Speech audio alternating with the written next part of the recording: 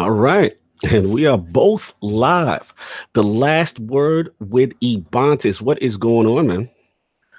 Well, it's been just as these weeks keep stacking up. Sorry. Apparently it's early. It's just more and more shows me that I am not gonna have enough time to keep up with all this stuff. It is crazy. Ooh, yeah, I agree, man. It's so intense right now in gaming in general, with so many good things out at one time. It's just not enough time in a day right now. You've got to make tough decisions now. Oh. Yeah, man. So yeah, we finished up with the second beta, kind of the open beta for everyone for Anthem last weekend. Yes. Division, because it's a little farther across the world, got its private beta started literally yesterday.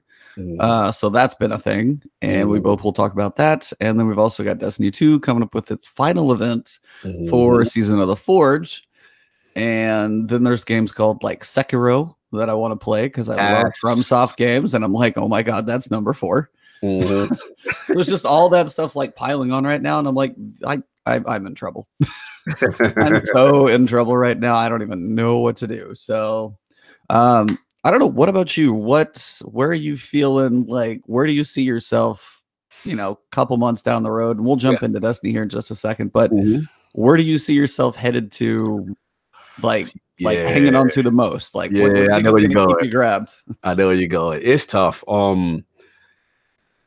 Destiny. What I realized these past 2 weeks is even with all these new games, Destiny's still my first love. Like, there's still that gunplay, right? There's still that innate space magic, all the things I love. You know what I mean? Shout out to Pyro. I had a discussion with him offline, and like when a lot of I think Anthem's demo came out in Division, and he hits me up and he's like, hey man, we're gonna be doing a score trade, like you got a spot. Like you want to get down? And I'm like, all right, cool. We ended up not linking up, but I know where he's at because I know his first love. He's just like, I guess for him, Anthem's not for him.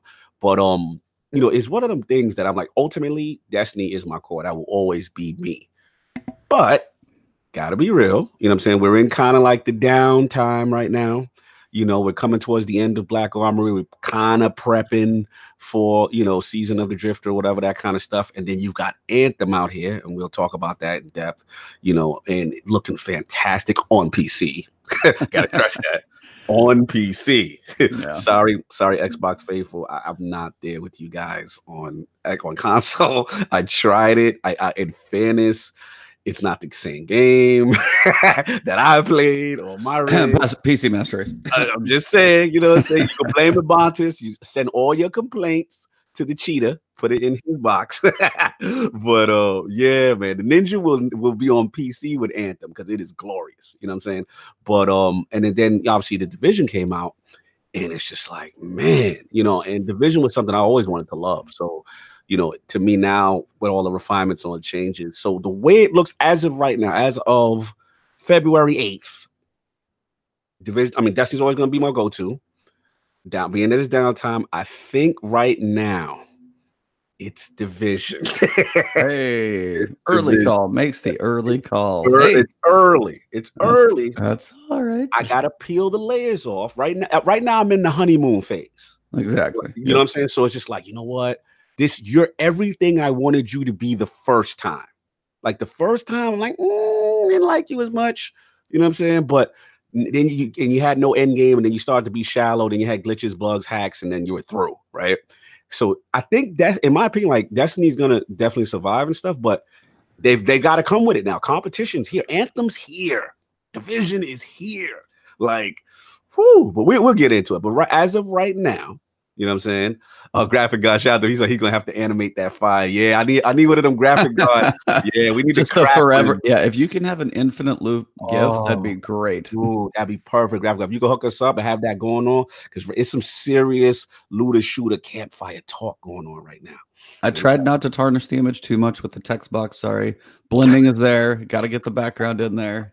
I was giving Cognito a hilarious like little blip there because I was like, he was like, yeah, I was like, got the image, gonna add some text on there, and I'm trying not to copy like any other podcast or anything. So I just wanted a little like info blip in the corner, and then I was like, first I added like the color, then I put the little blending, and then I got just the little pieces in there, and I'm like, but yeah, that's as far as my Photoshop skills go.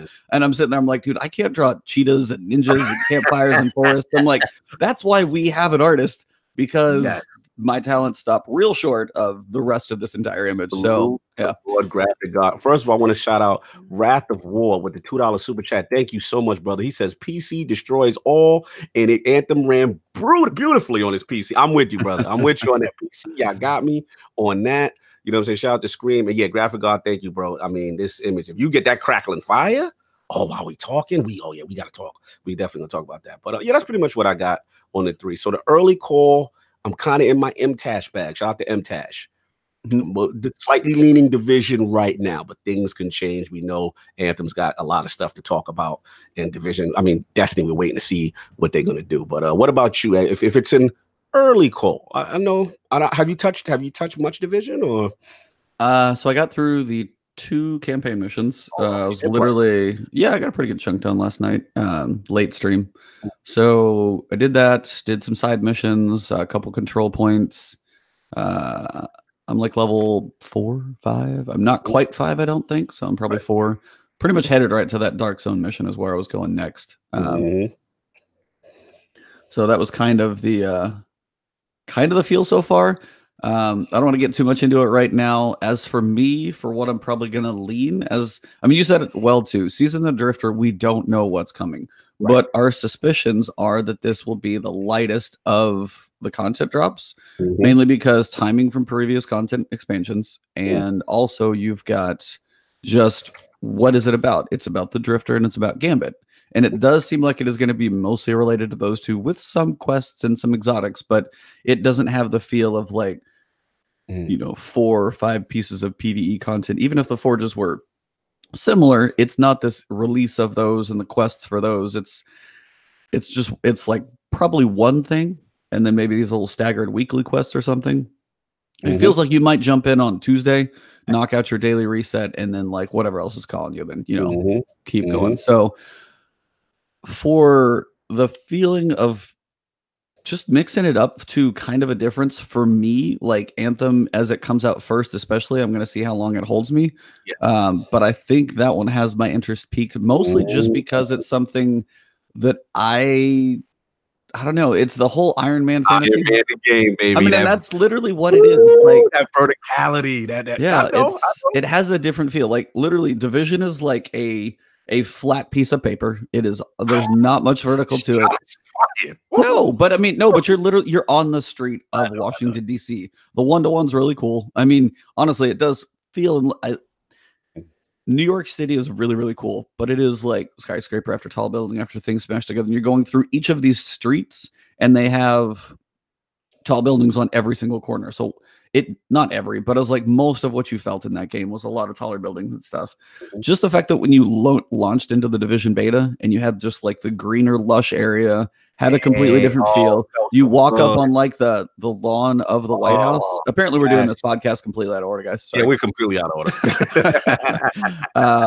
But it was just the feel of that was like, okay, Division 2s definitely bring in a different feel, and the city feel is cool. But for me, Anthem, I jump, and I just start flying in the air. I'm like, that's almost that part. Like the mobility in that game is almost cooler to me than even like. I mean, Destiny is like, it's the in-between. You got a little like the double jumps, little space magic, but man, just flying in the air and hovering, and there's something to that, and there's little pieces we get into it that still has me a little more excited. Division 2, it's like, I love Division 2 up to a point, and that's, again, we'll see where it goes. But yeah, my thoughts with Anthem. So for now, my second love to Destiny will be probably Anthem, at least for the start. So me and you both have, we're gonna put we both have side pieces right now. Yeah, we're cheating. We got our side. Yeah, we're using metaphors right now, but we're gonna watch out with my. I actually have a first love of all. My wife is actually, I love my wife, so that's different. But he's figuratively cheating, Lady Amantis. Figuratively cheating on the Maiden of Destiny. So there you go. But yeah, so lots to look forward to. The only problem is it's going to be tough to do them all, or just I will have no eyelids anymore, so that's fine too. I feel you, bro. I feel you. But yeah, valid point. On the verticality, I got to give you credit because just one last thing on what you said, I want to double down. People like I think you and Kaibatsu are in the same boat because again, not to discredit anything from Anthem, like it's something new, right? It's that verticality, it's that Iron Man the game, it's doing something else that it has some Diablo tones, overtones to it. So I'm with you on the newness aspect. I can totally understand why you're leaning that way for right now. For the initial, February 8th, last word, where we leaning kind of deal. So I get it. I get it. And I like I said, both have their appeal. It's going to be real good, but competition's great, man. Let's get into what's going on. So what's going on with Destiny, right? We're going to start off with them first. What are we doing? Yep. Yeah. So Destiny, we had TWAB. It was fairly light, but we got some information about the world of Valentine's Day. A little bit of love action going around in the air.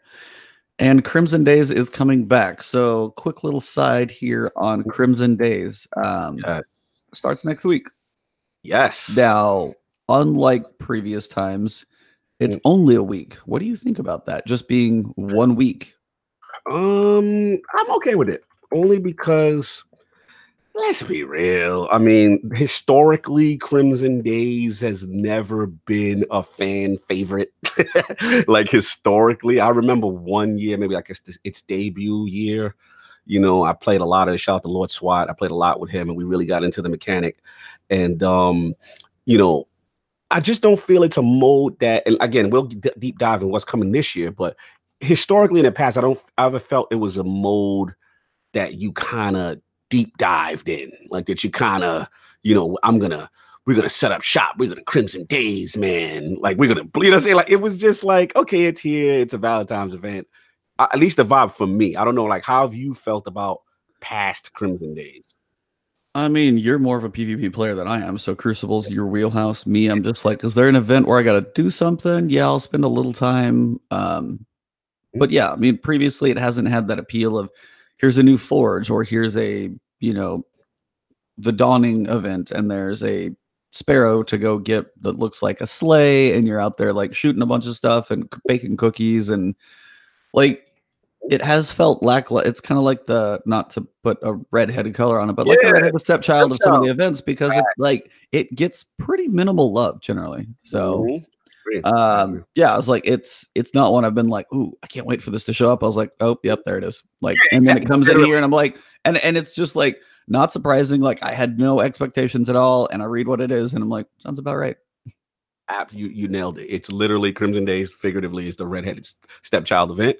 And we're gonna see what it do. Let's get into what they're doing this year. Maybe we can break the moniker.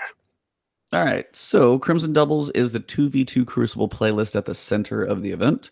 Combat scenario is 2v2 clash with a round-based twist. I don't know what the round-based twist is. Stay in close proximity to your partner, and your abilities will recharge at a faster rate. Stray too far, and your enemies will be given a waypoint leading to your location, which, if I read this, I'm pretty sure it's what it was last year. Yeah, pretty much. Yeah. I was going to say, does that sound right? I was like, I feel like that's what it was. Yeah, pretty much that a whole rage mechanic and person. Yeah, that's right. Okay. That whole bit. If you can't find a partner, don't worry. There will be matchmaking, which is good. I can't remember if they did matchmaking before or not. Oh, good question. I can't remember either. That is a good I was question. like, because I feel like I don't know not. I know I feel like not too, but I don't got to look back in the archives, flip back in the book. No, I'm just kidding. But it says to sweeten the deal, we will be turning on Valor bonuses throughout the event for Crimson Doubles and all other Crucible modes. So basically, once you get done with your Crucible, then go, or your Crucible Crimson modes, then just go have some fun, get yourself some Valor. I guess that's what they're saying. Nice. But so it sounds literally just like Clash with the twist. I don't know if it's just Clash with rounds. Maybe it's like, first to 5 kills or something like that. Who knows? And then just have the ability to recharge by sticking together. So butt to butt as you go around the corners, keep those abilities high. I do finally have Cognito on PC, so we might have to jump in there with our let's do it. Our podcast brethren, and basically I'm going to jump in his backpack and we're going to go running around this PvP field. So don't let him fool you. This man is constantly on the lead. Don't let him bond his himself fool you. He carrying me. Especially in this new meta. I'm trash in this. Can I get a little quick side? Yeah. I was like, I know we got the so go for it. There'll be a lot of Anthem and Division talk in this podcast, but since I have come back during the whole reign of the last word meta, it is rough out here for me. I have not found my footing. Shout out to Forte. He was with me one day. I was getting scraped, but part of it, I was playing a specific way to get a lot of quest stuff done. But yeah, man, it's rough. Like it's just that because snipers are good and the last word is dominant inside, and I don't have it yet. I'm still working on it. And all my go-tos are not effective anymore. Like all my old go-tos are not effective. We all know what happened to Telesto, so we ain't gonna get into that. But yeah, it's just a different meta. I'm not saying the meta is bad. I'm just saying I'm terrible in the current meta right now. Like I am not doing good right now. So I got to get my hands on last word. So basically this is all leading back to Crimson Doubles, which is Vontis will be carrying me on my way to figure out a good, meta to kind of, the only thing that's been saving me, which is weird, is that stupid, what is it? The hanging nail, the ringing nail, one of those, the auto rifle, ringing nail from the Forge. For whatever reason, I still can't call it. I know auto rifles got a slight buff, but I guess it's the range. That is the only thing that I'm feeling I've been using that in Chaperone. That's the only thing I'm able to kind of hold my own a little, but I haven't been going on streaks. Nova Warps, nerf, that's killed me. So now I got to change my, I'm messed up right now, man. I'm not doing good. I'm not doing good. You were literally Telesto Nova Warp and you just got shot twice. Yeah, my whole build got nerfed into the ground. Bungie came for me. So yeah, that's where I am right now. All right, my rant's over. My complaint. No, you're good. Like I jumped into PC. It is very true, especially while people are still working on last word. You see the people that have the gun. Yes. And you see the people that are trying to get the gun. And there's a point where I wish there were two different like matchmaking playlists because those two games don't play differently. And when those people are in the same match, one is getting screwed and the other one's like, no. Yeah. Because I mean, when you go for that quest and you don't want to die too much, you have to play so conservative. Like, I mean, some people did it in Mayhem, which is gone now. So that wasn't even an option. Just if you played, safer with some supers that you can just chunk out there. Here's my sidebar, by the way. Mayhem. Yes. Oh, that's a lot of fire stuff from Hunter. Oh, yeah. Oh my God. Them golden guns, fam. Woo. No, it's the Shards, Galanor, Blade Barrage. I had a clip because I was working on, I think, my last word quest video. And there was a point I was going back through footage. I was like, oh, what am I saying here? And it's a clip where I get killed by a guy with the Shards and he goes Blade Barrage. I spawn, kind of come around, same dude, not too far away. So setting up real good here. About 5 seconds later, same super, same dude. I watch the feed. And then I spawn a little farther around the corner. The guy keeps running, runs into me again. Same dude, same super. Same guy, 3 supers, like 20 seconds. And I'm not actually making it up. I looked back, I was like, it's probably less time than that. Whatever your spawn time is how long he had it back. And I'm just like, I know my super's up a lot in that mode, but I can't just like kill a guy, throw it, kill a guy, throw it, kill a guy, throw it, kill a guy, throw it. There's not like an infinite loop for me. So that super with Shards, and especially in Mayhem, is really, really broken. Yeah. To a bad level. I mean, Golden Gun, you saw that more. If they had some people to shoot, it felt like that thing was just continually going. Which Golden Gun for PvE, I mean, that was cool love, and it's going to have a bit more use, but oh man, that Blade Barrage. I didn't really see a lot of people killing themselves with it either, so that didn't do that much. Yeah, and I'm with you, man. Shout out to Scream. He said he's been wrecking. He said the snipers can't handle it, and it's decent at close range. Now, I feel you, man. He's been wrecking with Mida, he says. He's been doing a lot. So I have to dust Mida off. That's actually, I haven't really tried Scouts really in PvP, so I'm going to give that a shot. Definitely. Yeah. Scouts are a thing. I've seen more auto rifles come back. Like they're trying to get things in a good spot, at least as good as they can, as always. Yeah, absolutely. Yeah, a little 2v2. Apparently, we're just gonna sit in the corner in the fetal position and wait for people to come shoot us. Because if we're in each other's backpack, then that's just a whole problem. Exactly. But yeah, apparently Crimson Doubles is gonna be a blast for you and I. That being said, we've got a new weapon coming. So we'll get to that in a second, but you'll start out by speaking with Lord Shax. He'll give you the Fire of the Crimson Days emblem. So interesting.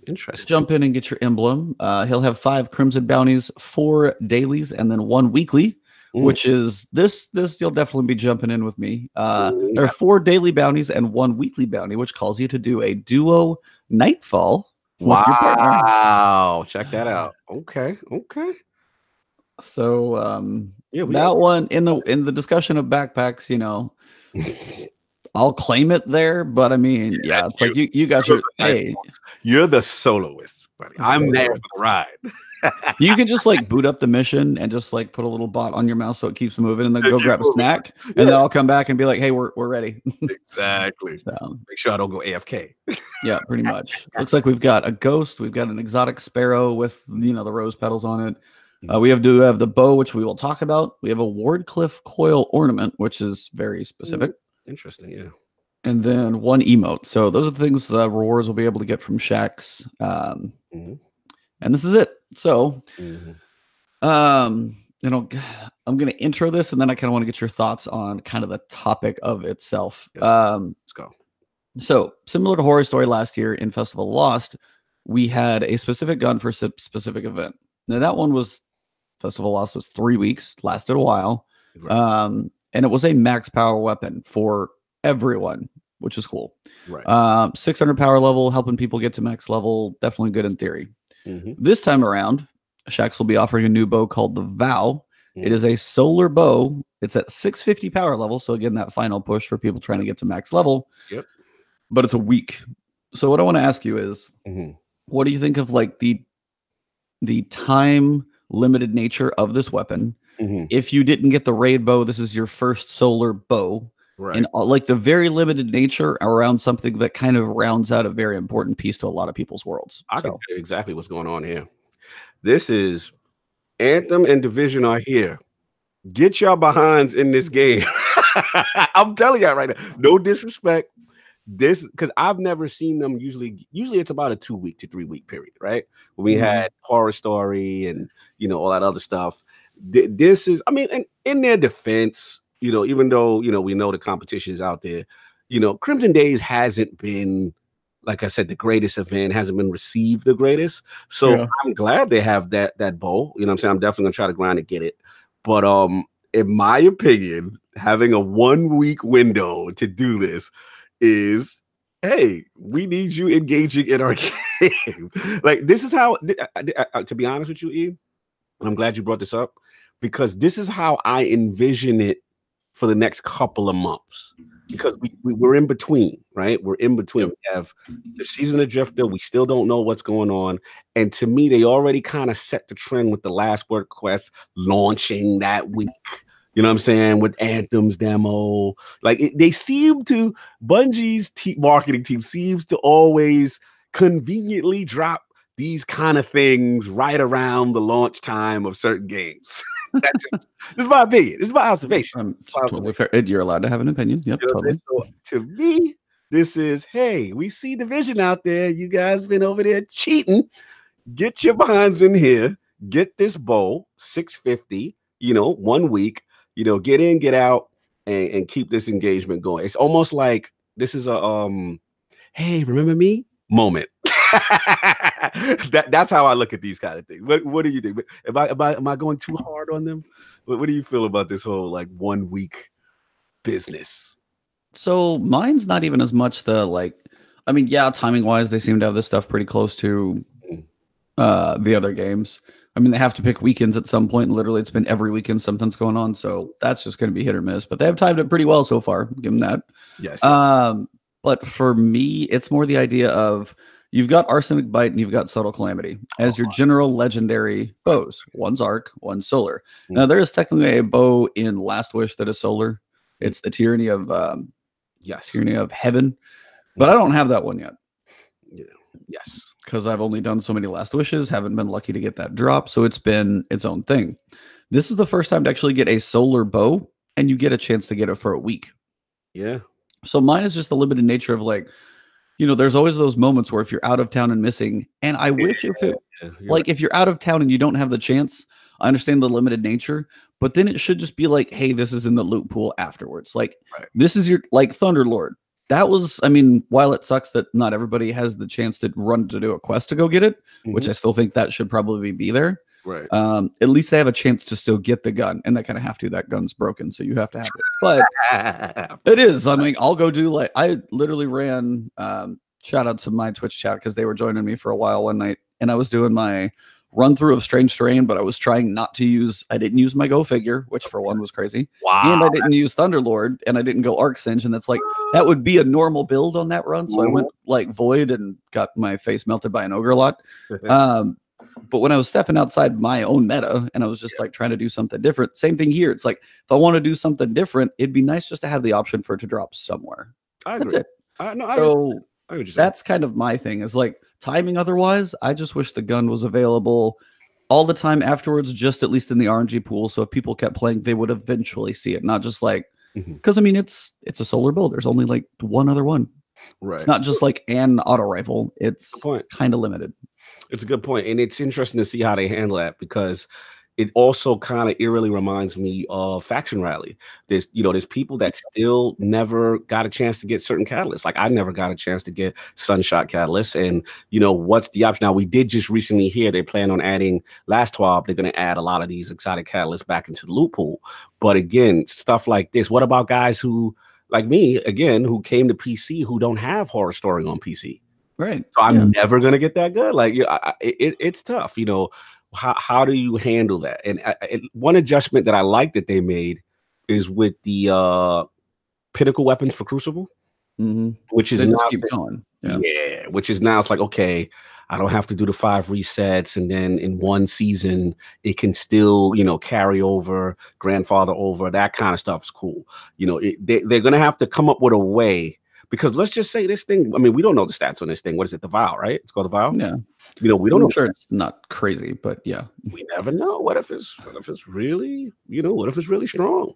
And we got to see. We got to see. But if it is good, if it's above average, that's a definite advantage. So how can people, who missed this week, or you're out of town that week, how can they get that? So we shall see how they handle moving forward.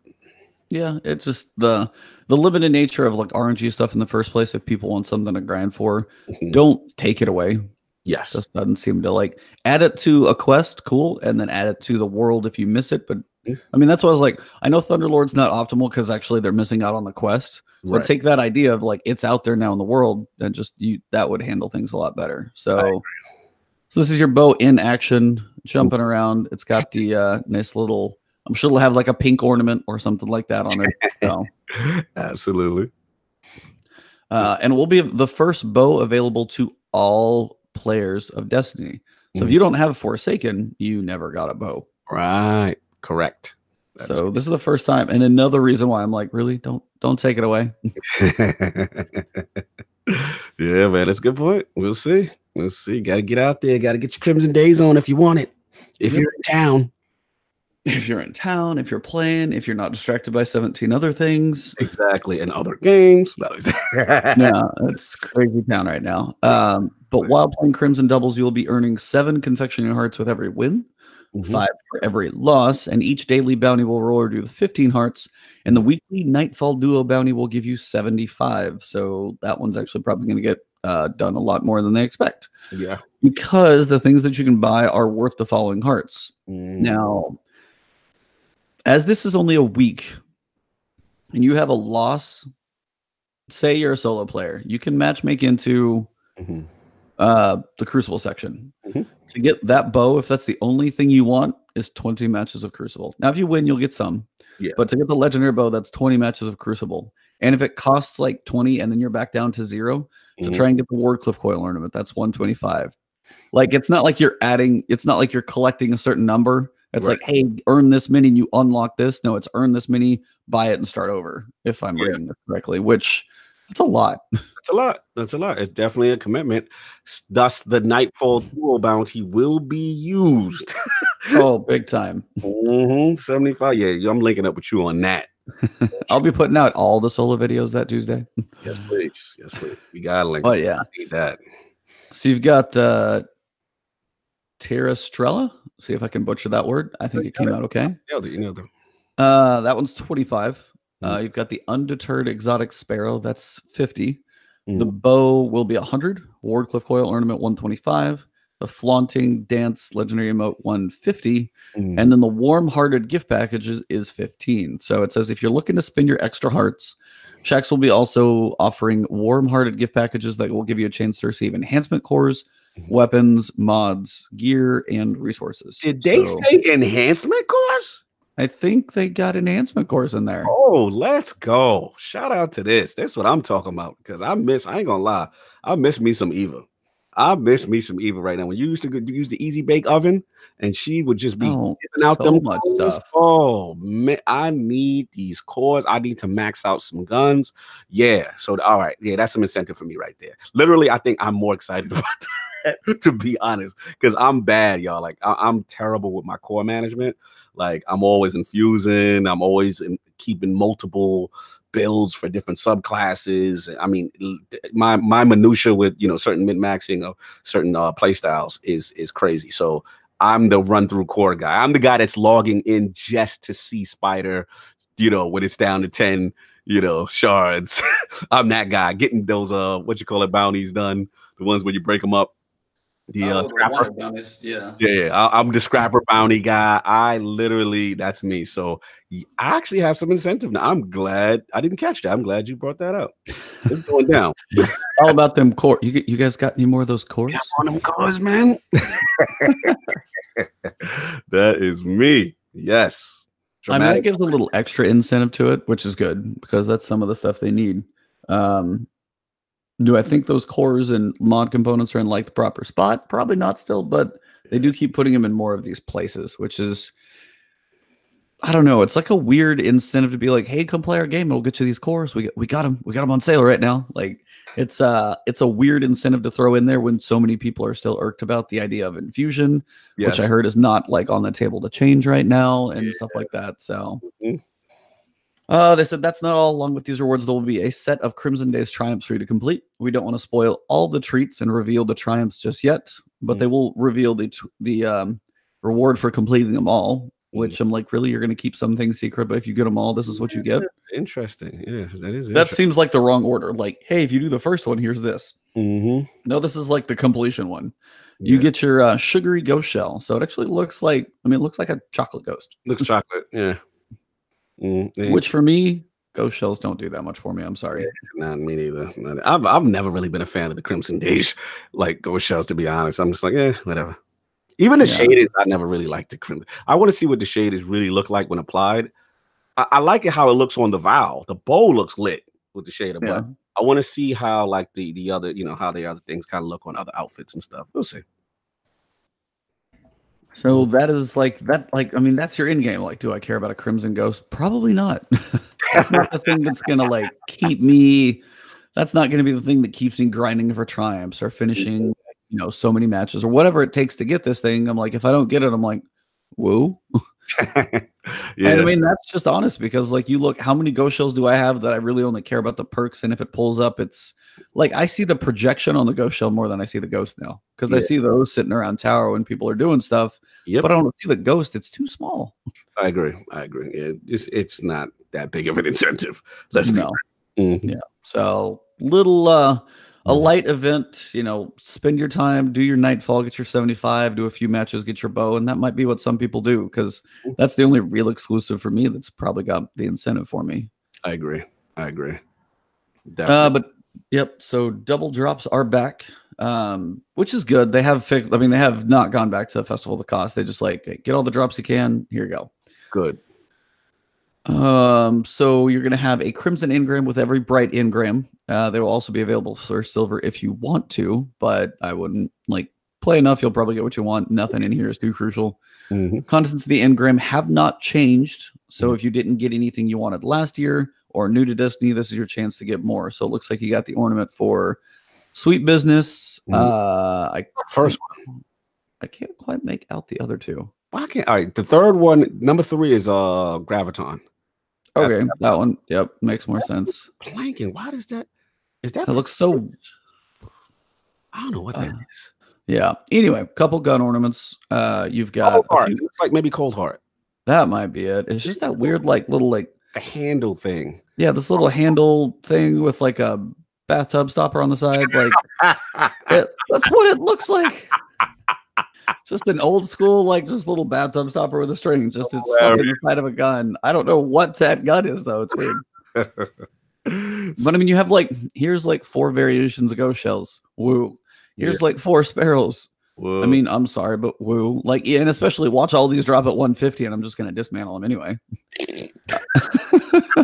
They're gonna be 150 with like weapon reloading. I'm like, nope and nope. Like you're out, you're gone. Desperate. So times, there's man. Desperate times. It's just one of the so most of this is like I just literally want the bow. That's all I want from this whole event. And for me, I know it's a lackluster event for them, and they do it for 1 week, so it's like gonna hopefully be a quick grind. Yeah. But everything else for this, if you maybe want an emote, check and see what the prismatic facet has and stuff like that. But all in all, not much here. So yeah. Light is the word. Indeed. There's kind of a cool bow though, tiny bow emote. So that one's actually kind of cool, kind of like a little Cupid thing. So that one's not bad. That will be a direct purchase from Eververse, I think. So usually their little bundle thing they've got. So if you want to get it for some dinero, you can spend some money. You can splurge. Yep. Yeah.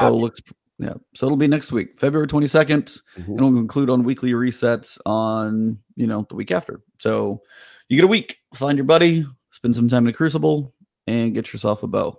Exactly. They do have some more Bungie rewards out there, so it looks like they've got a hoodie. It is actually a zip, so kind of cool looking, but I don't think it's really speaking to me. It's not. If this was the Thunderlord thing looked like this, maybe I would jump on that. Why they keep putting the hot stuff with long sleeves? And you know what I'm saying? Like they needed to put either a hoodie or shirt, like, and there goes cars. But yeah, like a hoodie or shirt or something like it. It's like, and then Crimson, I'm like, I'm not running out getting that. That's not a go for me. Yeah, let me put the hearts or the roses on my back there real quick. So that's just not my thing. So I mean, they're usually, I bet it's real comfortable though. I can tell you that most of the Bungie store stuff I have purchased has been good quality. So I don't mind wearing all my t-shirts around. I'm wearing the Cade King of Spades one right now. So yeah, nice. That's the one right there. I got that one too. Yeah. So that's basically Crimson Days. So enjoy your PvP for a little bit. Do your Nightfall. Do a couple match-made matches. At least get your bow. See what happens after that. So exactly. Boom. And they will have a Bungie bounty. That's going to be Thursday, February 14th, from 11 a.m. to 1 p.m. So a couple hours, middle of the day, if you want to go hunt down some of the Bungie folks. See if you can get your, specific emblem from taking them out. But it will be 2s. So if you're playing against, like Cosmo and Dylan, good luck. Unless you're just a beast. Those guys definitely have their stuff together. So, and we get on to another big topic for the World of Titans. Now, this is something I've never done, but it's something many people on PC do because I've watched too many videos to know it's not done.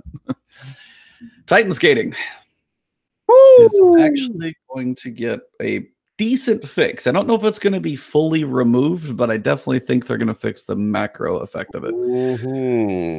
If some of you guys have never done this, basically all it is like people can like map a macro to their mouse wheel. So if they like scroll up, it makes them basically do a whole bunch of inputs all at the same time really fast. And it's a way for them to gain way too much speed. If you ever seen somebody like the legend himself, I watched him do it in a video, just like goofing around, and he'll cover ground in a map, like just start that momentum going faster and faster. They go so fast, they smash into a wall. Like you get enough momentum, you get that horizontal smash. So what that does is it generally breaks things like PvP, like control points. I mean, what do you think about Titan skating since you're literally just you're Warlock main? Ever since I came to PC, man, I haven't got smacked by so many Titans.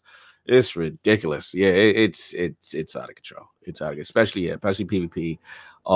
Yeah, it needed to happen. It definitely needed to happen. You guys were living your best life for some time now. And it's time to rein it all in. It's time to get you in line with everything. So are we gonna break down Bungie's thought process behind this? Sure. So later this month, we're fixing the issue with the Titan liftability. So it's literally just something with the jump that they programmed that they were having an issue fixing without breaking. They didn't want to like ruin the jump for the Titan, so they apparently took a while to fix. Yeah, wow. Oh, go ahead. No, that's literally all I was gonna say. I was just like, this actually did take a while. Because they've been talking about like, yeah, we're gonna do it, but we don't want to break it. So yeah, no, you're right. Continue. I mean, it's been around since basically it launched on PC for like year one, right? Yes. Like it was pretty early on. So a year in the making, basically. Yeah, pretty much. So it will still be possible to maximize your lift speed by skillfully timing your lift activation inputs to boost your overall momentum. In other words, Titan skating is still possible, just less excessive, I guess. And that's why I was like, it's kind of fixed, but I'm not sure if it just can't be macroed. Maybe that's kind of the idea. Yeah. But some of you may be asking why this is being addressed. Players utilizing these unconventional methods are effectively able to exceed the bounds of expected Guardian movement speed so drastically it creates an unfair advantage. So like getting to control points, if it's like Iron Banner, like if you get there faster, you've got that advantage. So, I mean, that's a big thing. But they also say like you can, it's harder to aim, position, but also even like networking to where apparently it's almost like lag. Yeah. So it is to a point of breaking the game. So they want them to be kind of back in check. So they said they'd rather continue to build on the Titan to identify a fast-moving, aggressive jetpack warrior. So they wanted to like not break the jump, which was important. Right. They wanted the abilities to still be fun, but they don't want you guys to like just ruin the game for people. I mean, Titan skating is a thing. So now, granted, we have Titan skating. You guys have like Nova Warp and Blade Barrage. So in the grand scheme of things, I don't know if we still win, and we definitely don't now. Yeah, they nerfed your whole world, so that's fair. Yes, you lost Telesto, you lost your Nova Warp, and you're like, I have to go back to grade school. I have to start from scratch. Struggling out here, man. Yeah, I'm struggling. I think it's gonna have to be Dawnblade for me right now. I'm gonna have to go back to Dawnblade based on how long the super lasts and the movement there. And yeah, it's tough, man. It's tough, but also Cataclysm still pretty strong. I just got to get my skull. Oh man, that is strong. Yeah, very strong. I'm just waiting for you to give me the word when you put up that Zerv video and you say, he's got the skull. That's all I'm waiting for. I'm waiting for that text. He's got the skull. I am logging in with the quickness that I miss my Skull of Diamond Armor car, man. Oh, so badly. I used to be my my escalation protocol go-to, and now I can, yeah, so good. And now with the new meta, in PvP, I really want to get into that. But it's like, so that's my exotic that I really miss for that top tree warlock. Yeah, I pulled it out of the vault the other day just when I was trying that void run, and I didn't use it as much just because I'm horrible at using my super in the first place, which is just my own thing. I like end up shooting everything, which is definitely an issue for the people who watched it live. But there was one, I fired it tracked, and then like a couple more, and I was like, it was almost back. I'm like, yeah, that's still damn good. So, but Cataclysm hits like a truck now in PvE. Oh my god, it hits really, really hard. I mean, you'll run around and just like one shot stuff that normally you're going, oh, this is faster. Did I lose you? Oh, my bad. I had it muted. And I was like, yeah, like you get all your super energy back. Yeah, I was like, it's kind of nuts. So yeah, no, when you get that thing, you'll be living the Warlock Cataclysm life again. But yeah, RNG has not been kind to you on that one. Yeah, just waiting. A little bit more reading material from the people at Bungie. I definitely want these two. So we've got so that's pretty much for Titan skating. So that wraps that up. We've got the Grimoire Anthology #2, which first one was awesome. Did you get it and read it, or did you even pick it up? Halfway through. Yeah, I'm halfway through. It's good. Nice. I'm gonna be honest though, like I felt there was a lot of like a Book of Sorrow stuff, and yeah, that's why I'm curious what this will be, because that one seemed very, very high focused. Yeah, and I was thrown off because not that I hate it, I like it. It's just that I didn't think it was just going to be Brooklyn. So I thought I was going to get more stuff, like, so I'm dying to know if what this focus is going to be on Anthology #2. getting it, and surprised by the second thing you're about to mention, which is the comic collection. See that coming. So, I get to see my boy in all his glory, our Lord and Savior, Mr. Osiris. Get to see my boy, man. Warlocks know, man. We just got done dirty with a bad DLC. Yeah, it was definitely his fault. Yeah. But yeah, I mean, honestly, they both look pretty cool. Like, I don't know, the Grimoire, the anthology, like, there's so much stuff. Again, it is lore outside of the game, so there's that little like stab in the back, a smidge. But no, they're fun to read. They're put together very well. The art in them is really good. The comics have been cool. They said there's going to be some exclusive stuff in these. So, but I think I'm with you. I want to know what the heck this, like, the anthology volume 2. I want to know what, like, the story, like, what are they covering? Yeah, what's the focus? They just literally printed out all the pages of Bife's video about the last word, and that's what's in here. So. Yeah, they gotta do is put Bife in there and have a Bife audio book. There you go. See, that's what I need. I need this in audio form, and Bife as the narrator. I'm good. So the comic collection, 144-page volume, includes the comic collection plus never before seen stories, behind the scenes, exclusive stuff from the artist. And volume 2, they don't really say, so I have no idea what it's going to talk about. So we will see on that. Couple patch fixes. Unbreaking the Mold. This is one I do want to mention. It says, since mid-January, Destiny player support has monitored an issue where the Black Armory key mold is available from 801 only on a player's first character that you go pick it up on. So this pursuit is a required item to earn the Isignatus birding, and some players have become blocked from unlocking this weapon from the character of choice. So with the update 2.2.0, which they say early March, Season of the Drifter, we don't have a date yet, but we'll see. That will be getting fixed. So finally a date. It just took all of Season of the Forge to fix the thing that's been broken in it, which kind of sucks, but yeah, that's kind of the only main one. Crimson Days is a couple things where they've got, I think you just have to complete the Red War campaign and be level 20. Outside of that, pretty simple stuff. Speaking of Bife, shout out to him as well. The Last Word and Thorn complete story, movie of the week. And this is literally a movie, by the way. Facts. Have you watched it? I started it. I gotta finish it. I need to just like literally set down time and grab some popcorn. Yeah, like I love. First of all, let's give Bife some credit in the community, right? And this guy's been doing it for a long time. He's got the silky smooth campfire voice, just like for like our image in the Last Word. Like, he's the person that you want to sit down and just listen to him talk, Lord, because not only is he knowledgeable, but it's just so well produced, and he gets you in the spirit of whatever the lore is, right? So whatever the story he's telling, he gets you in pocket, man. Shout out to always, Bife video. Bife is another level. And like I said, shout out to him, Myelin Games, all the lore guys. For them to put that as a movie of the week is huge. But what I'm hoping is that we know with the first Bungie, what was it called? The community thing where they brought the community guys down. Oh, the summit or whatever they want to call it. So we know with the first summit, they brought Myelin, and no disrespect to Myelin. That's my guy. I love Myelin. But I was also surprised that both of them weren't down there, right? Because Bife is synonymous with lore. So what I'm hoping is for hopefully summit number 2, whatever they got planned, or maybe he is involved with Anthology 2. We don't even know, because I know Myelin Games was involved with Anthology 1. So let's get Bife in there.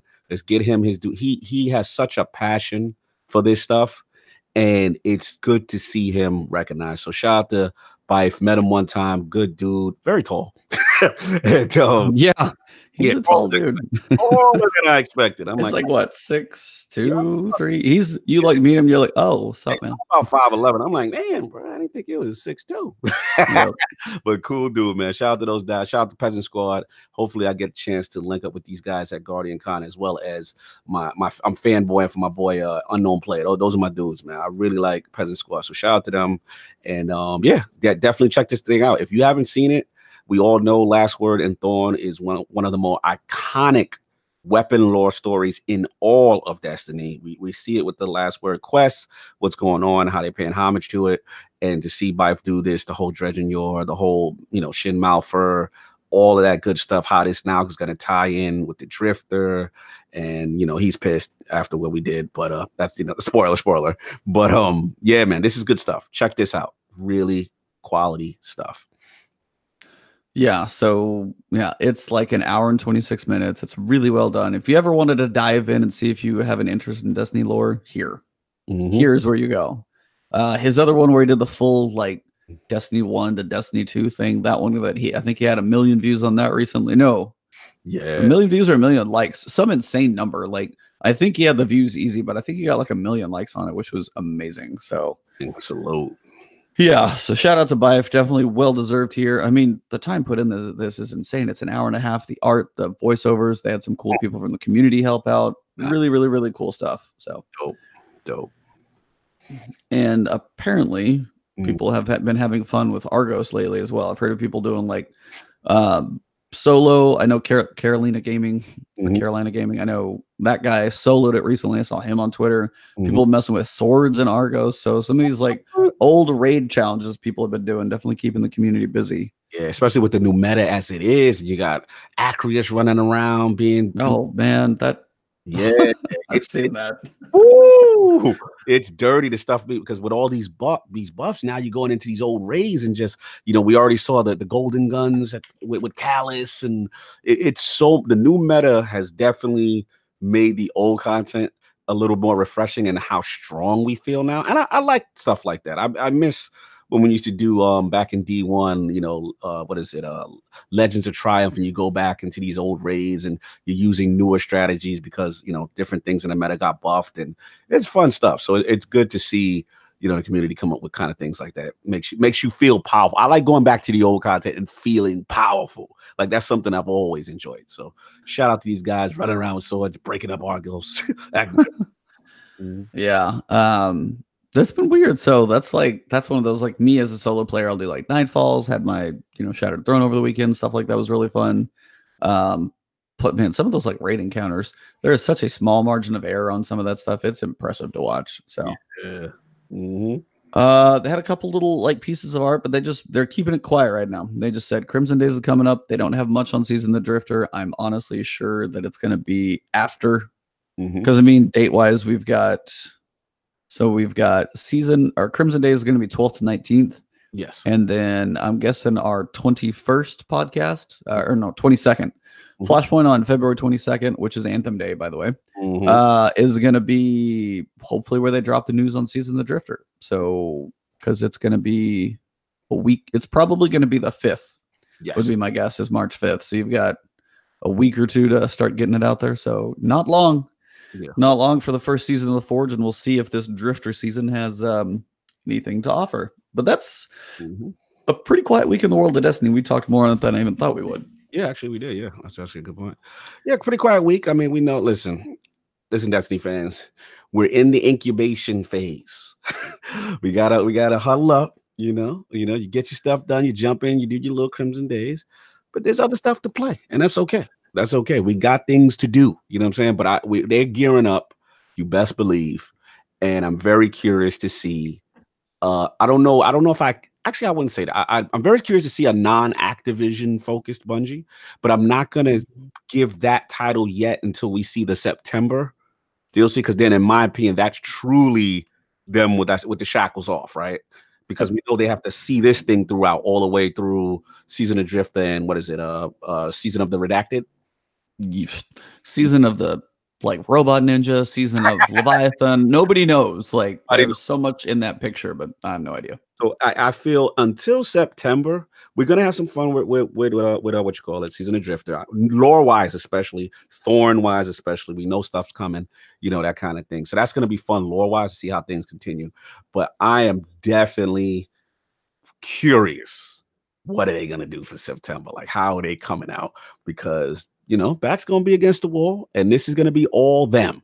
And I'm excited. I don't even call it a back against the wall moment. I call it I'm excited, you know what I'm saying, to see what they have cooking, for themselves. So what do you feel, winding down now with so I'm gonna say winding down, but with the remaining content for Destiny, like how you feeling?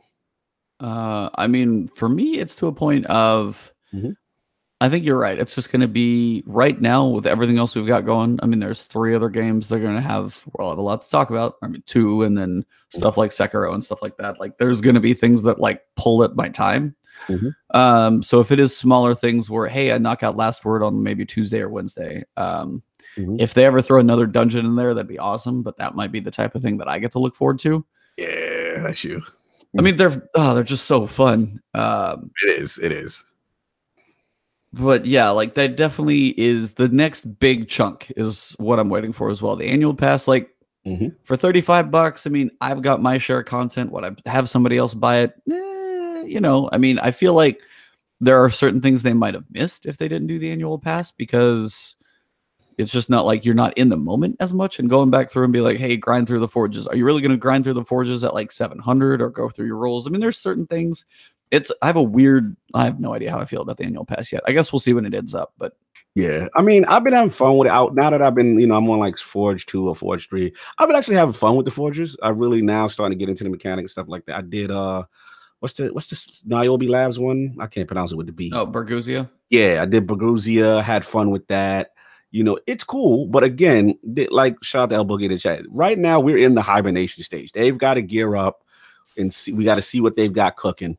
You know, I'm not gonna get crazy for the Drifter in the sense that I'm not gonna tell Destiny fans, "Yo, Drifter's here. Now you're gonna stop playing everything else." I don't envision that. I'm keeping my expectations very low because again, that's part of the annual pass model, and that was the Activision, you know, finishing out the contract phase is what I'm calling it. Right? Yeah. So keep expectations in check. It could be great. I'm not saying it's not. But we also know there's no raid, right? So okay. Right now, yep, no raid. No raid and that. Redacted. I'm a little bit excited about that. But you know, we'll see towards the end of the year what happens. September is where I'm getting excited. September, I want to see what they do with E3, what they have to. Oh, wait a minute. Sony's not at E3. Well, how do they present season of September? I was like, I'd say bigger question is, do you think they are actually glued to September? They got to do something because, man, I mean, let's talk about it, right? We know, what was it, February? When's Anthem's release? Because that's the next one. February 22nd. Yeah, 22nd, right? Then we have March 20, whatever for March 15th. Right, March 15th. There you go. Thanks for the correction. You know what I'm saying? You know, yeah, they'll have their seasons out, but we don't know what that's gonna be. And based on what we see for both games are planning to have continued content. So yeah, they gonna need to really come through, even if it's not the traditional September release cadence that they followed in the past with Activision. You can't wait until October, November. You know the Battlefields and the Call of Duties are coming. Yep. Part of me thinks they have to stick to that September cadence. That's just me. But what do you think? I was like, this is just their first time to like breathe and think on their own and make a decision to be like, are we forced to put anything out? No, there's no schedule. There's no publisher saying, hey, hell or high water, whether it's finished or not, like put something out there. Now, would I hope that there's something there? Absolutely. It's the perfect time for Destiny, as you said before that stuff. It's been their place in the, you know, cadence of a calendar year, and all those things do fit. My question is if this is their time to pull back, maybe do another annual pass and not do something as big, and maybe it'll be a fall off, and then Destiny 3, if they really get their time to focus without being like, hey, let me smash something out right kind of for September and take away from development on what could be D3 or Destiny 2 insert word for like Forsaken type situation. Like maybe in 2020 on future generations, because they have to be looking towards 2020 for PS5, for Xbox 2, whatever you call it. All of those things are a thing because having a launch around those, crossing both platforms, being that big new game, trying to take advantage of the new hardware, running 60 frames per second on console, all of those things are a huge piece of whatever their next big release is going to be. The question is, how much do they focus on that? Yeah, I think you nailed it. I think that's the other factor as well, because we are literally at the end of a current console generation. We all know, for the most part, if you guys are listening to Iron Lord's podcast, you would know, 2020 is when these systems are coming for the console guys. We're getting Anaconda, aka Scarlet, or whatever the new Xbox is. You know what I'm saying? Whatever song it's tied to. We get PS5, which is definitely coming, and definitely with backward compatibility. With PS4, with that huge library of great games. So these systems, the only thing that's really been holding them back has been CPU performance. So that's the 60 frames per second.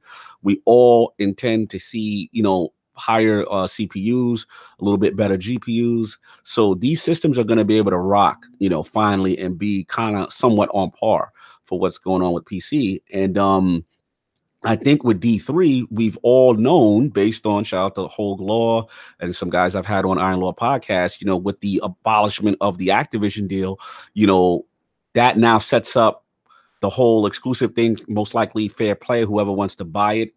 If it's PlayStation that wants to buy it again and re-up, if it's Xbox wants to jump in. But at some point, like you said, cross-play and cross-progression is now the new wave. Everybody's starting to talk about it. You're hearing games like Titanfall. You're hearing other games. You're hearing, obviously Fortnite was the trendsetter. You know what I'm saying? Like, games now are putting that in mind, and Destiny has been that game that has been suffering without it the longest. And it's probably the most beneficial to have it. From an engagement standpoint, we're going to have lower lobbies, on PC and Crucible, on whatever platform. And even if they don't do the cross-play, cross-progression is huge. Being able to play on the format you want and continue your Guardian, huge. And again, that's going to be set up for, in my opinion, for the next generation of consoles. So, they have a bunch of opportunities. They could just kind of stay in hibernation. And just, push out maybe one content update later this year, then fall back, and then all, guns blazing 2020 new hardware, and that could be D3 on their own. We got to see, man. This is a very, I'm going to choose my words carefully. It's not critical like it's life or death, but they do have some important decisions they have to make, so that's what I got on it. What you got on it before we get into these other two games? I mean, Crit Buff said it pretty well too. For one big thing has been, at least about D1, and what feels like carried forward, is their engine, their agility to make quicker decisions. Nova, I love how both chats right now, the last thing literally just mentioned the engine, like yours and mine. This is great. You guys are on point, because that's the one big one. That engine from D1, taking the 8 hours loading time from the Jason Schreier article, was like eye-opening to be like, wow, that is so awful. And if any of that stuff has come forward, which it still feels like some of it's kind of tacked in there, like, I mean, the PC port and stuff came over really smooth, but whatever that whole engine they have is, they need to take their systems and be able to work with them better. Everything's so linked and tied, because you've got like Anthem feels, even I was talking to my brother about this, everything feels more compartmentalized, and like you can stick a Lego brick on the side and add something to that. For Destiny 2, it feels like you have to throw the jigsaw puzzle piece up in the air again and try and put it back together. It doesn't feel as quickly adaptive. So if they can make that fix, and that's another one, he's like, put out something smaller. I don't know if that NetEase infusion of 100 million could keep them afloat for a year while they do little stuff here and there, and then do something along the lines of a bigger release. But yeah, it's like if they can take D3 and make it, just better in every way, like fix the netcode, all that stuff, just so many things. I have one concern though on the PC side. And again, remember, there's pluses and minuses of them leaving Activision. One minus, in my opinion, let's give credit where credit is due. Vicarious did an amazing PC port. They did. Absolutely did. Listen, I love this PC port. Like, it is one of the best ports, in my opinion, like ever for a game. And that's not going to be there with the next iteration. So again, this is going to be on Bungie or who they potentially outsource it out to. And I'm a little concerned. I'm not gonna lie, because listen, man, Battle.net, say what you want. That PC port is so silky, field of view, 60 frames, all your settings when you're rocking Ultra, it is gorgeous. And I just want that level of quality, moving forward. Otherwise, you're gonna have me on console when it comes to D3. So I'm just being honest. I'm being honest.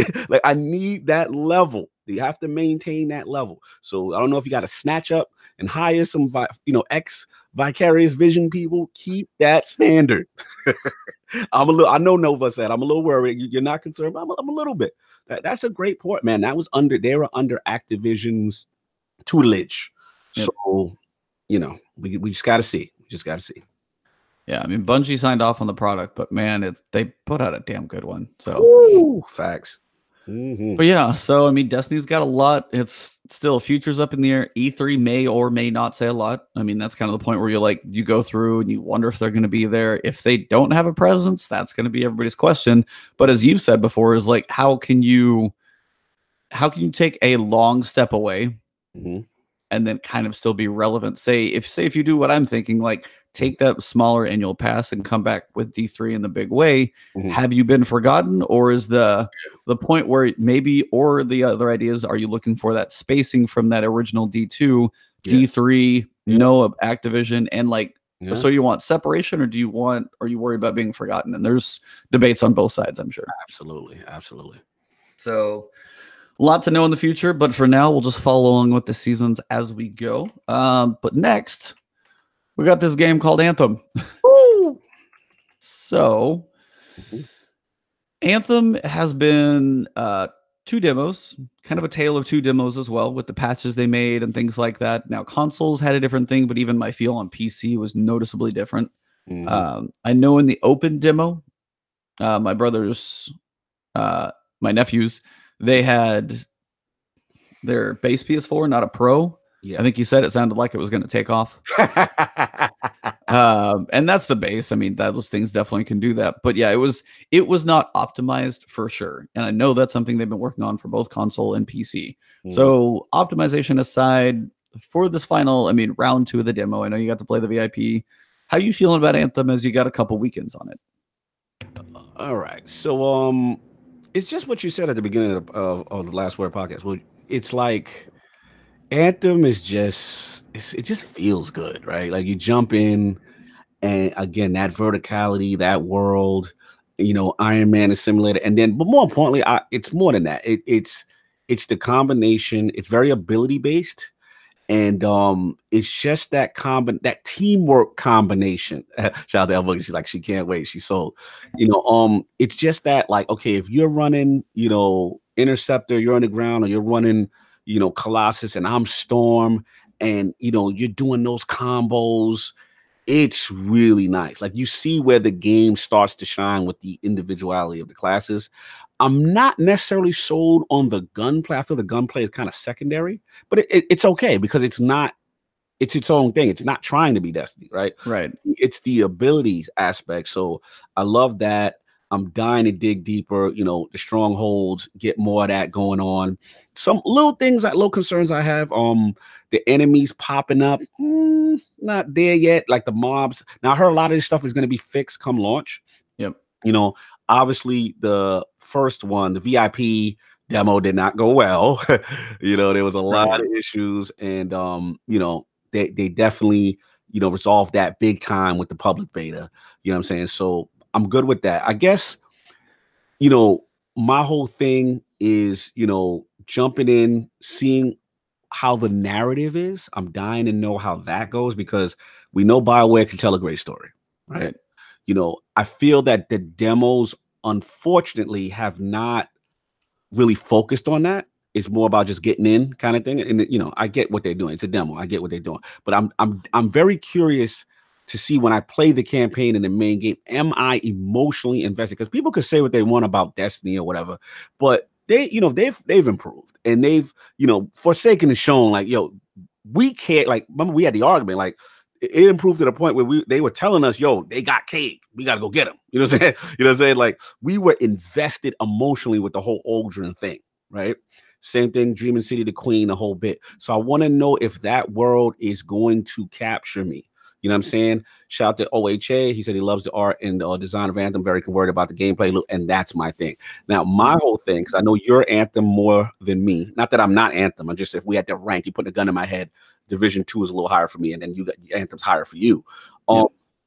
For me, where it'll surpass Division for me is one, lore. That lore's I gotta care. I gotta know what I'm doing, why I'm doing it, that kind of thing. The progression, and then the gameplay, the end game, the gameplay loop. We know strongholds, that's coming. We have on the screen, this calendar. I'll let you get into that in a few minutes. And they're talking about Cataclysm. We're gonna get into that. I want to know about that.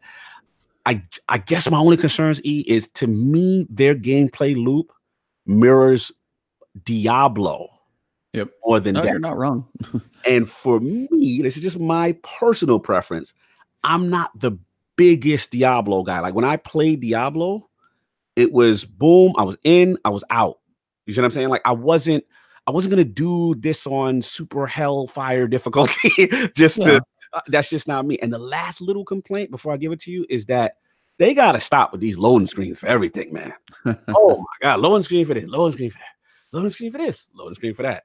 And the loot drop is just like, how can I say it? Like, I'm used to, looking at your menu, knowing what's going on. Like everything seems to be okay. You can only do it in Fort Tarsus or the Forge. So again, it's different.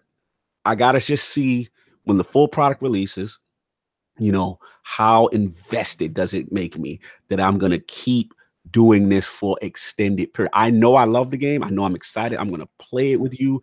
We are rocking on PC. It's going down. I just want to know how long and what else they continue to do. So that's what I got. Now you sell me, E. Tell me. Let me tell you. You talk to me. So from the demo, both of them, even at least for PC, and again, I know console had some struggles just with optimization, but believe me, it's like even for me, that's something where my computer, I can play, stream, and record on the same damn computer at 1440p ultra. So it's like, I mean, I got a powerful rig, but when you go to Anthem, the optimization, I had to turn it down to like kind of high, medium. It still looked good, but I should be able to do all three of those things with what I've got. And that's one thing I want the full game for. So optimization, I know wasn't there. Now, from weekend 1 to weekend 2, the crashes, the reloading screen, stuff like that, for at least my experience, and again, your miles may vary, so that caveat is in there. Good point. Like mine was basically solid for weekend 2. Like not hardly any crashes, no server reloading, no 95% loading screens, and that was a weekend. I mean, that's something coming from the world of Destiny 6-month patch, like fix it here, or you've got this, patch for the Black Armory key that it takes the entire season of what it's about to get fixed, and they fix like something like that in a week.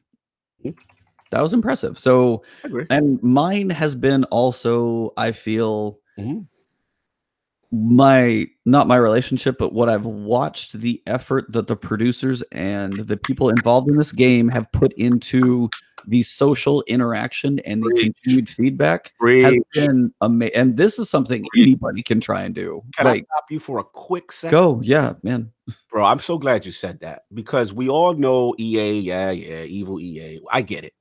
But let's not sell BioWare short here.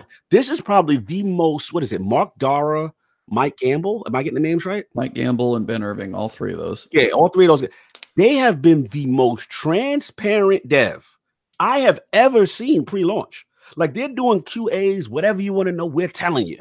And I'm glad you mentioned, I'm gonna give it back to you. I'm glad you mentioned that, because I know this game gets killed with EA stuff and I get that. But yeah, man, these guys are really killing it with the transparent. They are not running from anything. Like they are there, even down to the whole quote unquote, microtransaction, whatever, controversy. And they're like, look, that hasn't been determined yet. This is what's going on. You know what I'm saying? I get it, but I'm gonna give it back to you, man. Continue your points on Anthem. Oh, no, you're good. I mean, it's one of those things I've just watched and I followed. It was Ben Irving, the one I've seen a lot. I've never seen somebody answer as many Twitter questions. If you go look at his tweets and his replies, it is just insanity how much stuff he's replied to. And this is producer of the game. Like it may be his job, excuse me. but oh my, like I've never seen that much continuous thing. I mean, Cosmo and the Reddit and stuff like that. I mean, they're active in there, but at least it like in one place that I've seen, and I'm sure there's like community managers in other places, but just on Twitter, if you followed him, he was in my feed like nonstop. I was like, dude, do you sleep? So I mean, shout out to him. I even just sent him a tweet, and he even replied back to me. I was just like, hey, I've never seen somebody do that. I was like, just hats off. Thank you for the communication. It's been amazing. And I just said, thank you. And he was just like, awesome. You're welcome. Like, and he even just took the chance to reply to that. So I was like, hey, cool. I was like, at some point I want to drive down to Austin, just shake the dude's hand, because he seems like a really good guy. Absolutely. So that piece of this interaction has got me, I don't want to say biased, but to a point where if there are little things and they're communicating saying, hey, we know this is in the full game, we know this is there. The way it's gone so far, I have more faith than some might, because I've seen the quicker changes. I've seen what they're trying to say. I've watched them talk about certain things as they go through. So if they say something, I'm actually thinking it's going to be there, at least to me. And I could be like, hey, it's EA. You're stupid. This is EA. Don't think that, you know. But in my eyes, from what I've watched so far, at least BioWare and the guys there have their hearts in this thing, and I think it's in the right place. I agree. Shout out to those guys. Absolutely. I mean, that's what you want from your dev. That's what you want from your community manager. That's what you want from the marketing. Like, you want that level of transparency. That is unheard of.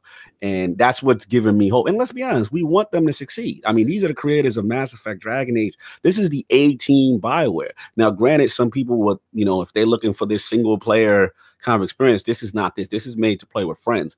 But let's give them a chance before we throw stones and, oh, you know what I'm saying? That's, you know, a lot of people, I feel it's a very, as gamers, it's a very overreactionary culture, and you need to rein it in. Like, at the end of the day, whether we call it a beta, a demo, whatever it is a vertical slice of a game. Let's give it a chance. Let's wait to release. They've already showed improvement from the VIP to the public. Now we're waiting on release. They're telling you about the changes. They're being forthcoming. You know, we want to get into the acting, this gameplay narrative thing. Yep. Let's go for it. No, I mean, I just wanted to get into a little more when it comes to. So the loot is going to feel like Diablo. The gunplay is not going to feel like Destiny. But there are certain things about this game that I do have to appreciate, and there's certain things I wish were in other places. You're going to be able to crank up the difficulty in like Diablo, sure. But also, if I go into a normal activity as a god at gear level, for a first time in a long time in a looter shooter space, I get to feel that way. Yes.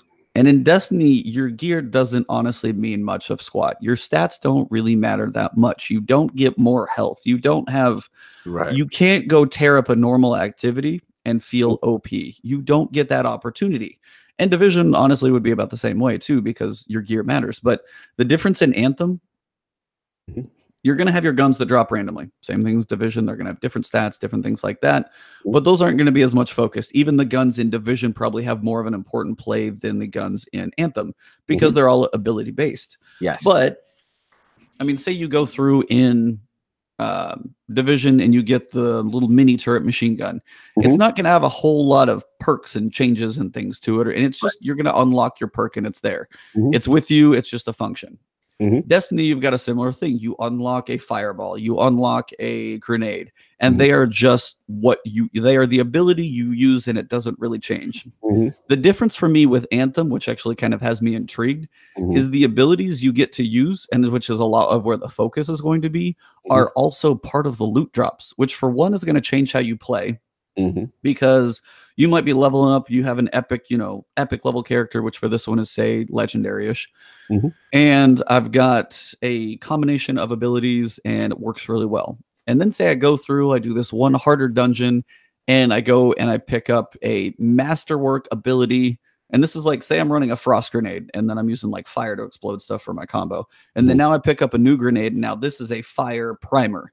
But this is like my new masterwork with like 4 more perks, and it has a tweak on the abilities. Like if it sets them on fire and they die or they explode or who knows, my abilities change with my gear pickups. So more of your character and more of what you do are actually going to continue to change and evolve and improve with the abilities you pick up. So that's one of those things that takes the evolution to a different place that you're actually going to have the feel. And the other piece for me is the classes. Now, this is one where both Division and Destiny do not hold a candle and how the characters feel different. The Colossus, the Interceptor, the Storm, and the Ranger. Facts. They are not like each other. I mean, a Titan, a Warlock on 100, yeah, they feel the jumps different in the supers.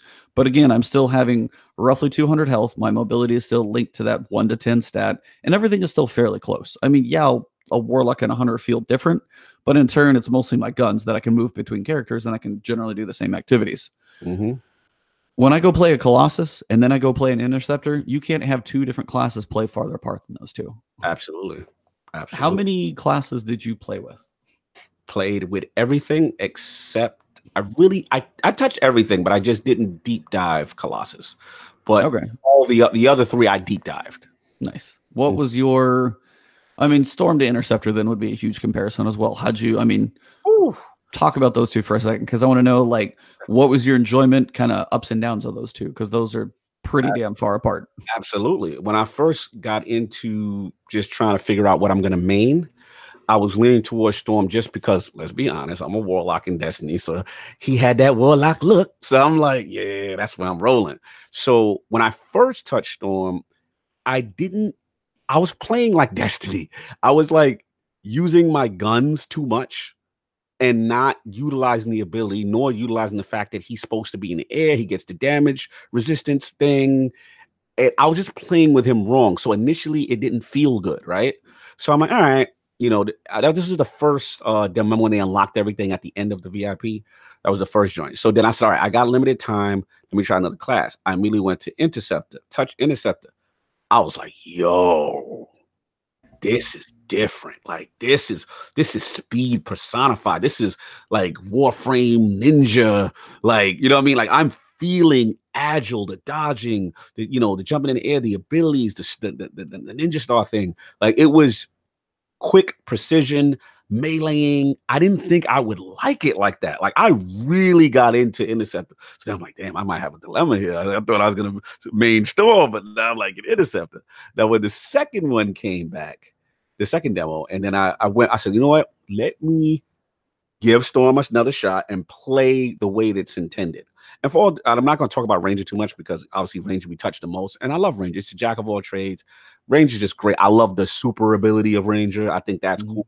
You get your Iron Man, Tony Stark missile pack. You know what I'm saying? You lace everything up. That was lit. Now, when I touched Storm the second time and started using the primers and the combos and lightning, and you bring down like that lightning, like you feel like Aurora from what's her name from X-Men.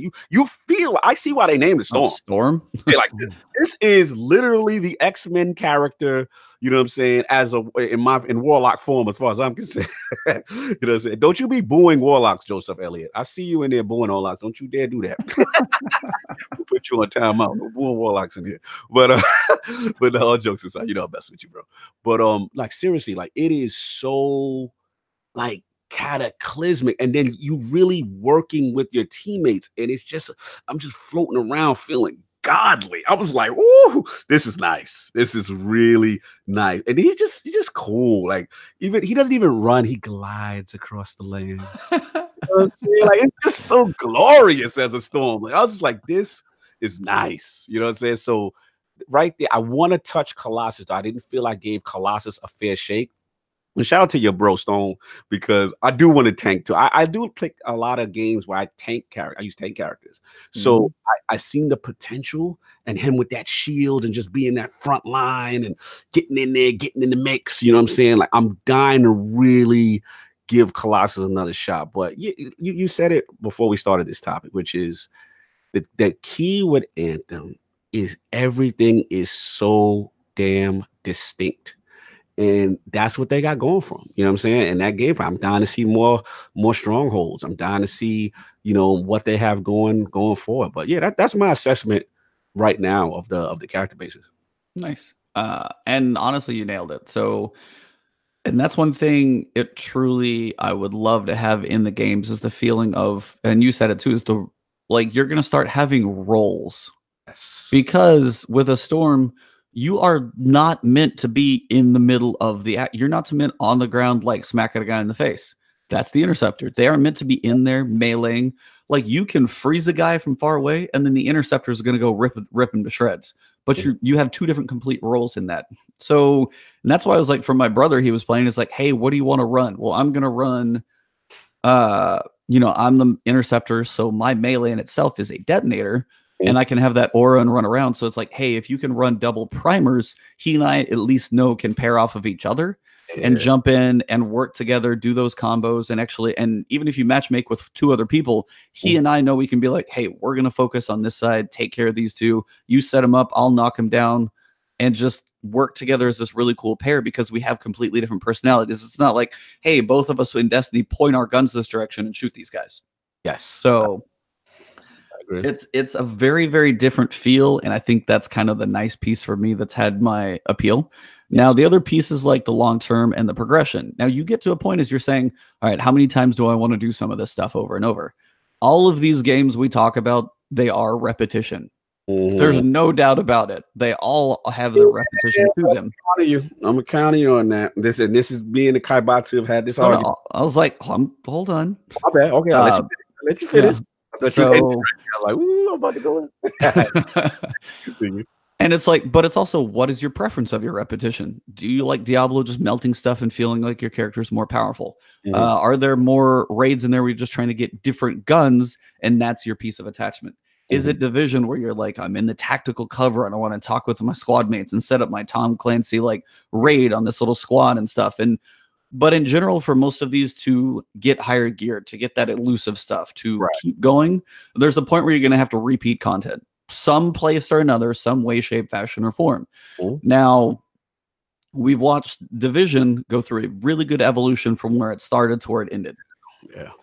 And that has come a long, long way. And they've got years under their belt to launch Division 2, hopefully, not the way Destiny did. Destiny 2, like, threw, as you guys always say, threw it all out in the bushes. Yeah. And they threw their knowledge from the first all of 3 years in the bushes, and we're like, hey, let's try some new stuff. You guys like, no, the gameplay was there, but so much they broke the feel of the love of that game. And Forsaken, like, they took a year to unstub their toe. Correct. Division took content and added and evolved in the underground, and then you had survival, a whole new mode they added. Like, that evolution was impressive. Oh, absolutely. And Ubisoft's support of games, the BioWare devs, their support has been crazy, but Ubisoft's support of all their games, or Ubisoft, however you want to say it, they have supported all of their recent games, Ghost Recon, For Honor, Division, to almost an unprecedented level that the BioWare guys may have talk right now, and we got to see what they do, but Division has just put their time and effort, and they actually have actions behind what they said. And they've put a game out there that has done a lot. And that's where Anthem has a big question mark. Yes. This is like the first year, but this is where you also can't hold 3 years or 5 years of Destiny against a brand new game. And that's where it's kind of got a tough spot to fill. Absolutely. I'll finish this rant and then I'll let you go. Sorry. Okay.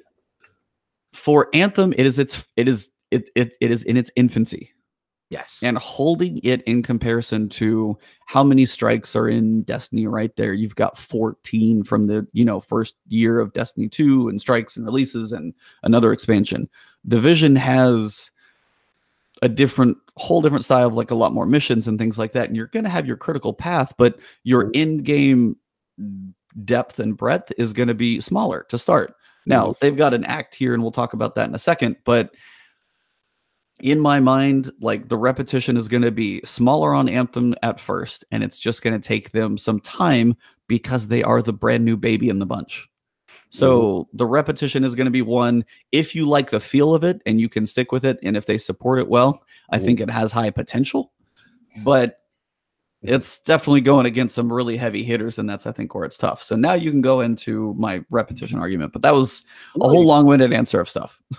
No, you nailed it. I mean, it's you nailed every aspect of it. There's really not much I can add to that. I mean, it's one of those things where we know what our concerns are, what I'm saying, as far as the end game, as far as the repetition aspect. The only counter I would say would just be that the difference with a Destiny and a Division is there's a variety of different endgame activities.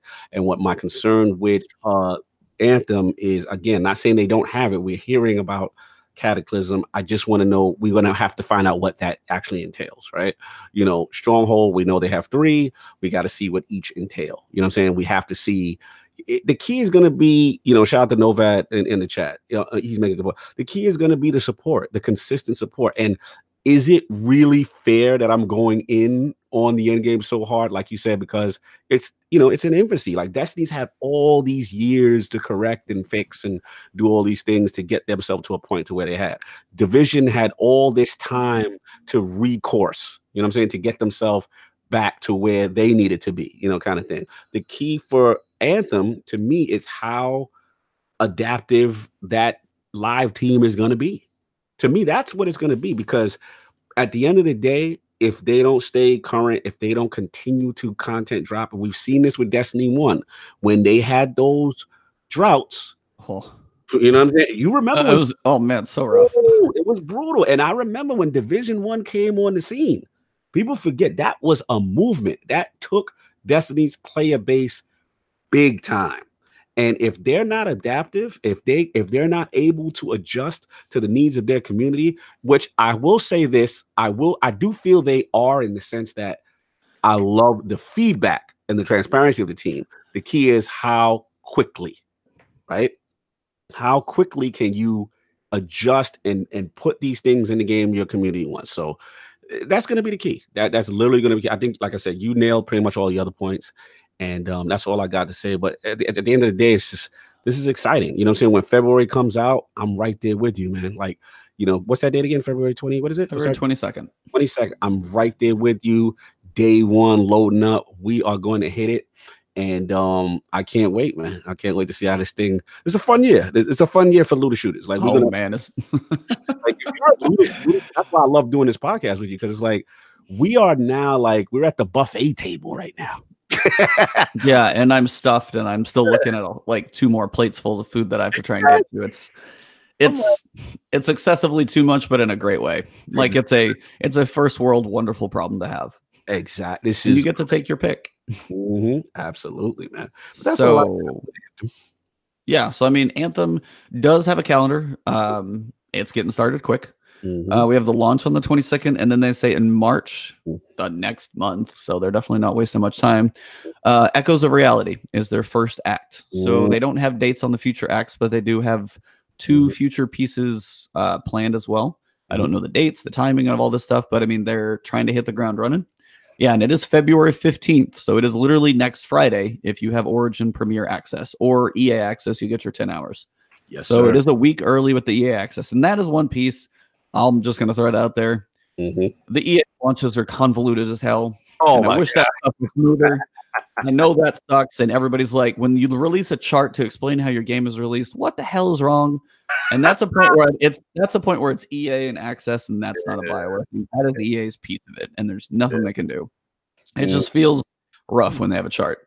But they've got 3 updates. They've got the evolving world, so you're gonna have the world actually working on changing, and that's kind of the thing. If you in the demo, when you saw them launch the storm or the Shaper Storm or whatever it was, the weather effects. Yeah, nice. Yep. Lightning striking the ground. By the way, that lightning animation, so good. Like one of the cooler animations. Fire. So good. They've got update 2, Stronger Together. Don't even know what that is. What that is?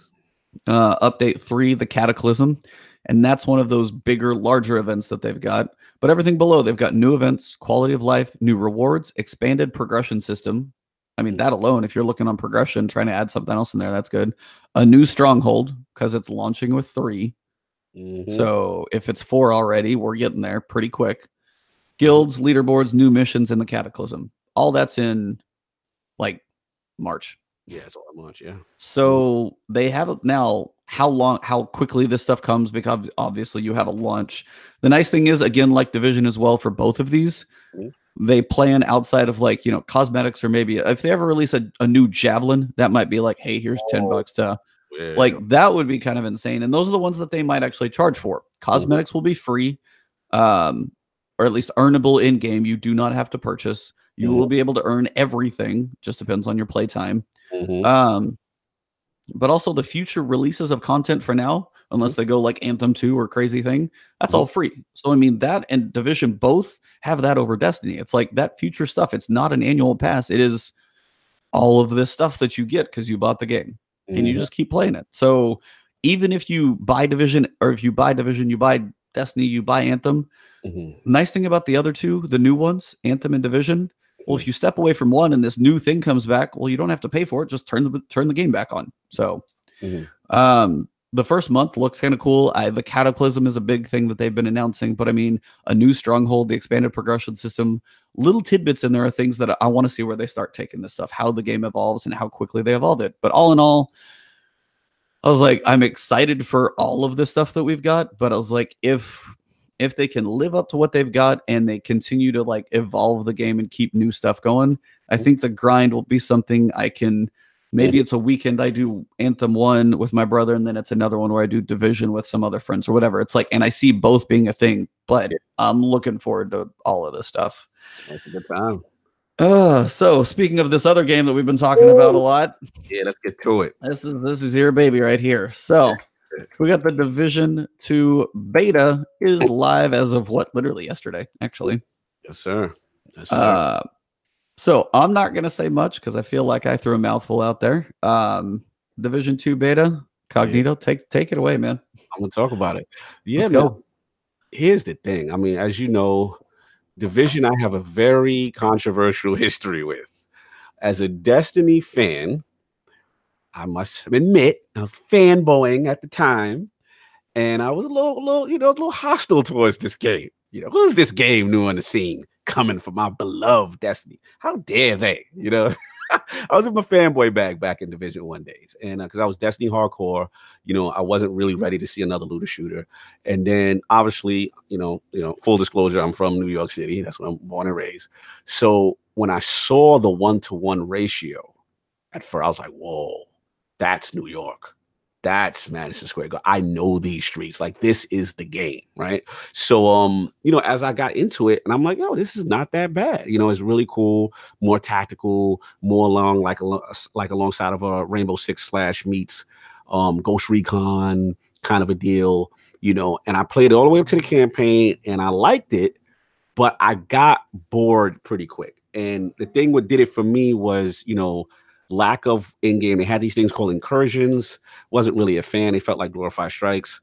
And, it was just, LMEs were very bullet spongy. And me and you've talked about this in the past, E, where it's, bullet spongy works in Destiny with space magic and monsters. Bullet spongy with a guy in a hoodie, running at you with a bat and you're shooting him 35 times and he ain't dying. Kind of took me out of the element, right? So that was my Division 1 experience. I cooled on the game very fast. I was like, okay, I did what I had to do, but this is not taking any more time from Destiny. And then, as I predicted, because it was a civil war with my friend list. Like we're getting into arguments. Shout out to Kai Batsu, shout out to King David. Like, it was really like my friends cheated on Destiny and they were like, we're at Division now. And I'm like, that game's going to fail. No, it's not. It's going to do this. And I'm like, dude, it's going to fail. I'm telling you. And lo and behold, they have to admit it. They hate when I rub it in. It faded. And it faded with a combination of things. It faded because it was hacks. It was a lot of things. But more importantly, it also faded because of the end game. Now let's fast forward to Division 2. Surprisingly, as you've been hearing me on every Last Word podcast we do, I've been excited and more excited the more I hear about it. I hear about in-game, all the things that I had a problem with Division 1. You know what I mean? It seems to be kind of addressing with Division 2. And the other thing is I felt it had a full feature list. Dark Zone, which a cool concept, didn't necessarily feel it was implemented great in the first one. Now they're doing these occupied ones. They're doing, this whole bit that I like, that they have balance across the board. But let's get into this beta. Turned it on, playing on the X, 4K HDR, looks outstanding. The game looks really good. Now, is it Anthem looking? No, I'm not going to go there, but it really looks good. And the first thing you notice off the back is the wide streets, the field of view, the draw distance. Oh, it feels like a living, populated world. And what I really like about it is they really double down on the simulation aspects. Like before in the old division, you kind of run around and heal at the same time. Oh no, no, no, no. You cannot do that now. You know what I'm saying? You have to stop what you're doing, physically stop all other actions to heal yourself and inject yourself. You know, just the little things, the nuances, the enemy AI, they will flank you. They have different factions. They're aggressive. Some will lay back. You can't stay undercover in the same place. They'll throw grenades. They'll do different tactics to get you out of just staying in one spot. But the main important thing was the time to kill. Once they lowered it, it feels real now. It's like if I shoot a guy like 4 times, he's dead. Like that's how it's supposed to feel. It's more of a realistic, real life take on it. And then, you know, it really started to shine. And they have the mid maxing, the gear drops, and you know, the first thing that made me smile, I ain't gonna lie to you, I got me some knee pads and I got me some other thing like a vest, and they were part of a set. I saw that. The set gave me bonuses, and I'm like, yes, like this is what I'm talking. Why doesn't Destiny do this? Like I would. That would be so easy for them to implement. Like one thing about Division that is completely different from Anthem. Division wants you to be in their menus. Division wants you to stop what you're doing and compare one, you know, backpack or one gun to another one, and really break it down on your play style and how it, how it works with your skills that you pick. Oh, shout out to the skills. You know, they got different new skills now, turret, this, that, you know, again, if you like tactical, if you like squad based, teaming up with your friends, you know, and the last thing story wise, they're selling me it literally feels like Washington, D.C. has been taken over. And you've got to liberate this thing slowly, one at a time. Then they got the settlements aspects where you got communities where, you know, if you do work for them and you appease their leaders, they'll help you. And then like if you're in a zone where you're by yourself, you show up a flare and the AI comes out. Dude, like it feels like a living world. And I'm in. I am in. I've been the biggest. It's funny because the Division guys that I are cool with, they were on the fence coming into Division 2. I don't know. Me, I'm like, they're appealing to every problem I had with the first game. Is it perfect? No, there's still some issues. You know what I'm saying? With certain little things and bugs in the beta that I haven't counted. But in my mind, there's no doubt that those things will get, you know, fixed. And as far as the last point I'll make, and I know I'm talking a lot, the last point I'll make is you haven't probably touched what I talked about Anthem, so you're fine for probably like 2 weeks. So keep going. I'm excited. You know what I'm saying? The last point I'll say with first of all, the mission structure is dope. Verticality, exciting type of missions, infiltration things. I saw one mission where there was they were like I forgot what the name of the faction.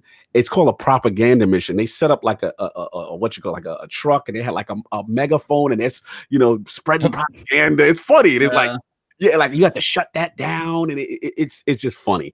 But the whole thing is the bullet sponge aspect. Now, when you do face a human boss that is kind of like the sponge, is now he comes out in all this armor, like these big armored suits. So now it's like when I'm shooting this guy 30 times, I'm like, okay, I understand, because look at he's got this big, you know, mini, you know what I'm saying? Like it's really, yeah, Elbow, I play a lot of the beta.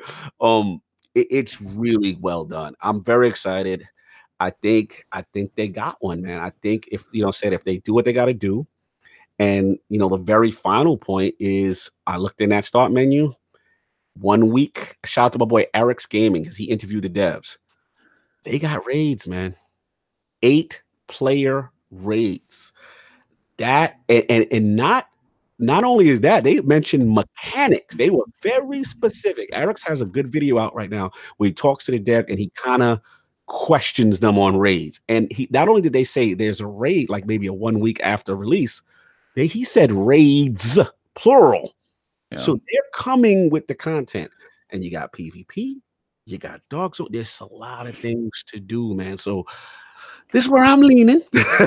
I'm excited. You know, we'll see how it goes. You know, come launch. You know, it's not until March, so I still have time. to blaze my Anthem and see what's going on. But all in all, I think it's one of those things that if you like Division 1 and you had issues, I think you're gonna be happy. For people who really didn't like Division, I don't know if this sways them. You know what I'm saying? They may say, hey, more the same, Division 1.5. I get it. But I feel for a beta, for their first impression, I thought it was strong. So I'm done rambling. It is now you. I am dying to know your opinions of this beta. So I think some of the things you said nailed a couple subtle things that give it more life than it ever had before. And I think that's some of the things they learned from D1. Shooting, like when you do a control point, you shoot up the flare and you have some AI come in and they help. They're not just useless, like, character shells that don't do a damn thing. Like that gave a different feel when you shoot up a flare, I'm going along, and then they come over, they help, and they get there like 5 minutes later. I've got this attack going on. I was playing yesterday, streaming a little bit. I felt like I was kind of like, gotta stay in cover, can't get worked too much, gotta walk the guys flanking to the sides. I'm like underground in a parking garage, and all of a sudden there's like two sides of this street. I'm looking down, all of a sudden I'm getting shot from the left because the guy went down the far side. I didn't see him come up. It has a really cool tactical feel. And that's exactly what it's meant to be. I mean, this is Rainbow Six, the living world. Yes. Unfortunately, the whole world got screwed up, and then you got like, it's not like, hey, these guys took over this building and we got to go invade as the SWAT team. No, you live in a world that is now that building, and the whole world got messed up, and you got to try and survive every street corner, every building you enter, every fight you encounter. Some guys might come in behind you. It's definitely head on a swivel constantly. And I think too, as you said, even New York wasn't technically 1-to-1. They had some things that were spot on. Like it was really good, but they couldn't. New York's massive. They couldn't obviously do it all. They said what DC, they truly did 1-to-1. Like this area is damn accurate. And having never been there is like kind of be cool to ever go there. But like, yeah, up on the White House lawn, first part, that felt good. That felt really cool. Like walking into the Oval Office when I explored, I was like, hey, here we go. There you go. And this is a gun where I desperately know I need a scope. Yes. Okay. Gotta have my scopes, because right now, like iron sight and everything, I feel like trash. And I also want to start getting either some mods or some stocks and things like that, so I can get some of these guns more stable, because they kick like a mule. They kick. And this is kind of the thing where I do want to kind of go a difference of words. Sure, go for it. So their world building in this game is amazing. Their lore and like story cutscenes and stuff like that is kind of how an action movie meh. So that's why I was like, the lore and story, not so much, but the world they build in these things, you are in it. You are neck deep. And it feels really good. Like the world building is amazing. When you have some of those little cutscenes be like, hey, there's this little, like the characters I don't care about, they just send me on my next mission, at least so far. So, I mean, those don't have as much as a touch. The one mission with Matthias, getting a feel for him, having him split in Anthem, I feel even a little more attached to him than just what I saw so far. Okay. So there's the difference in attachment in the NPCs. So weird. Do what? Me and you the opposite on connection with Anthem and Division as far as lore characters. It's funny you said that, because I'm actually. Well, there was like, I walked in and there's a lady. She looks like her shoulder got torn to hell. I was like, no, and it's like, and okay, it's like she went through hell, obviously, and we go and save her daughter, and then you bring her back, and she's like, they want to get back out there. She's having trouble running this whole stronghold and stuff, and then, but it's just like the other NPCs and things like that is gonna be like, they're just so, they don't feel the same. Like, and that's like the voice acting, the feel of it is just kind of. It didn't have the other piece to it. Like the other, I don't know. I haven't played enough, and maybe you'll spend some more time with these characters. But as it's like you unlock an area, then you you can contribute to that stronghold. But it doesn't feel like I'm going to have that in-depth attachment. I mean, I never did in Division 1, and I played basically 1 through 30. Like I had the technical dude, I had the safety dude, and I had the medics lady, and I had those 3 people I talked to. But it was more like I didn't feel like I got as much out of those personally. In your defense, the main issue, I think the reason why Anthem will have the advantage on that is because the main protagonist actually talks. In Division, we're back to silent protagonists, so that you really can't get that emotional connection maybe as much as you would like, because he's just he's the mute, he's the strong mute. Runs around and just helps people kind of stuff. But I will say this Division's defense, I wasn't with Anthem. This is weird. I thought I would be more connected to the characters, and I'm not yet. I know you said Matthias. Is that who's the one that you give the thing to, and then they? That's the thing. Like, then he's got his personalities. Like the way they handled him, and actually breaking him into 3, and like all that craziness. Like, spoilers, sorry, but sorry if you ain't played the demo. There with it, I'm not there with it. I'm like, I'm not. But I had more like, I mean, even when they split him, he had 3 different personalities, and I actually got a feeling of I could see like, okay, this guy's this side, and this side. And I feel like so far, like, and I got to play more and talk to some of these people, but before it's just like, oh, I'm angry. I'm like, I'm this person in a, dystopian Washington, D.C., and I'm just this military person who's, I'm pissed off and, go kill some stuff. And it's just like, I know it's like a crappy situation for them to be in, but I didn't have like, it's like, all of those situations, like what military type person who's trying to run a stronghold and they're just mad and angry and not that fun. And it's just, and that's their personality, and it fits that role, because to be a leader in that situation, you can't have you are no BS and you're just straight to it. But in turn, for me to sit there and listen to it, I was like, all right.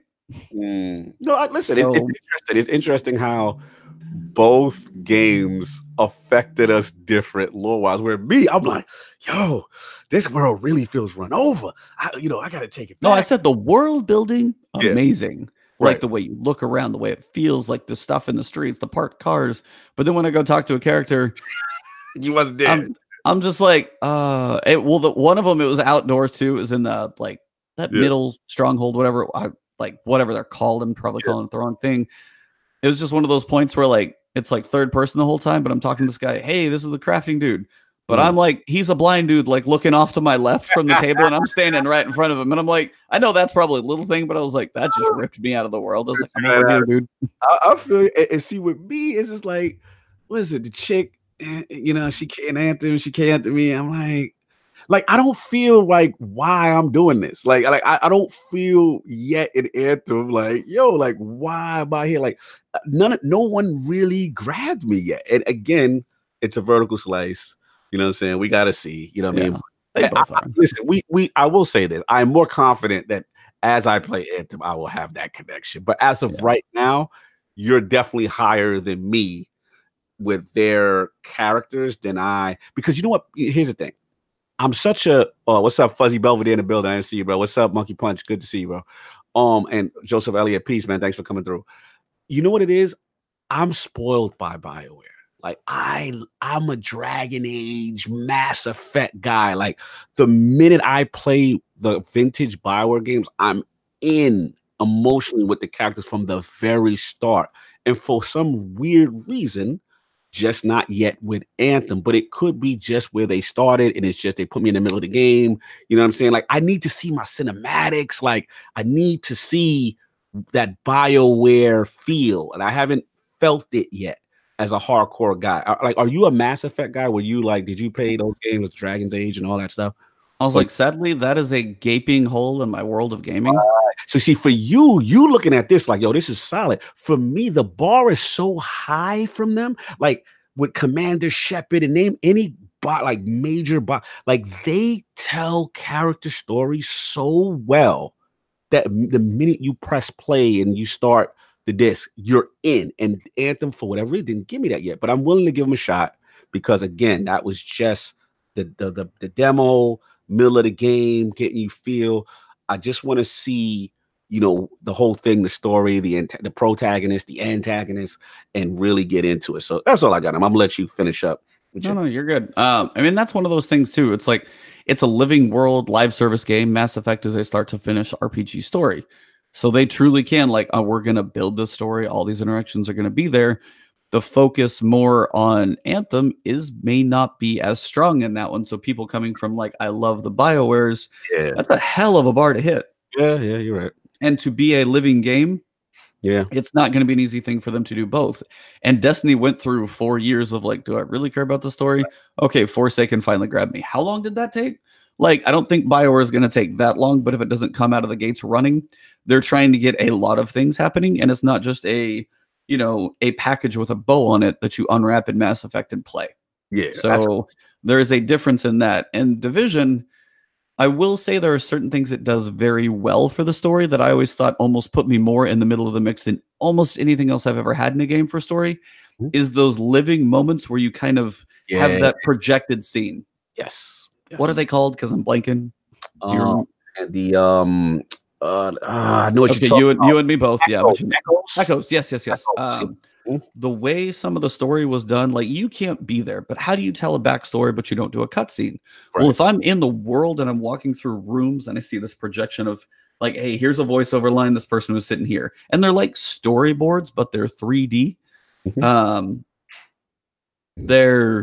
It's really well, like, I liked that feel, and that was a cool thing. I thought, I was like, man, if any other games use this, just occasionally throw it in there, would be just in the world feeling like I'm actually standing at this space where this happened.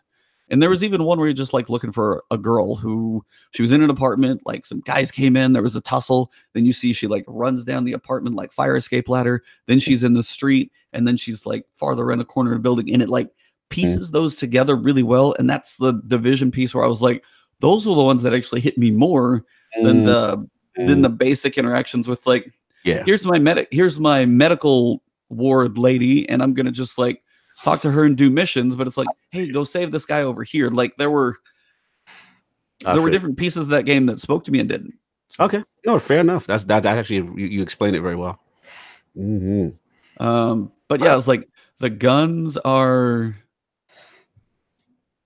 I mean, they feel like, no, it's like it feels. You said it already. If you like Division 1, this is Division 1, like polished, max content added, new world, summertime, different seasons. Like, hopefully they're taking everything they've learned and they've made Division 1 better. Yes.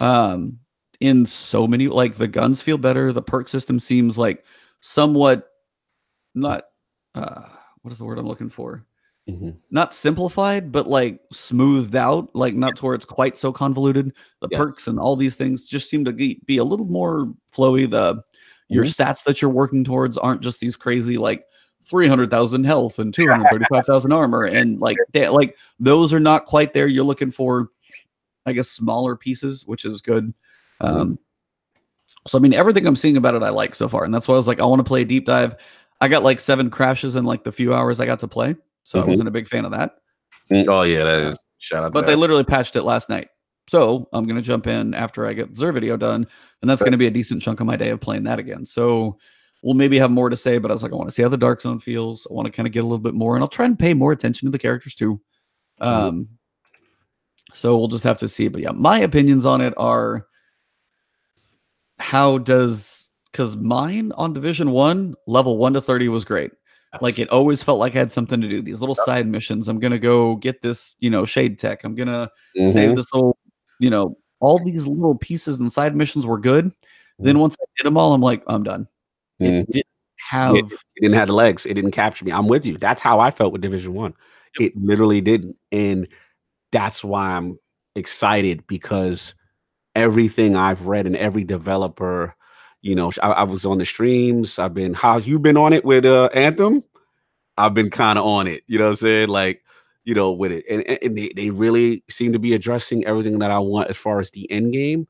But yeah, I mean, it's one of those things. I think Toods in the chat said it, like, if you didn't like Division 1, I don't know if Division 2 is going to really sell it. I think it's more of people who love Division 1, or people who were like us, that maybe played it, enjoyed what we played up until 30 and then got out of there. And I think maybe they have a shot at trying to hold us with this one. So we'll see. We'll see. It's a lot of competition, man. It's a lot of things on the market, and it's gonna be what type of game appeals to you. You know what I'm saying? What do you want?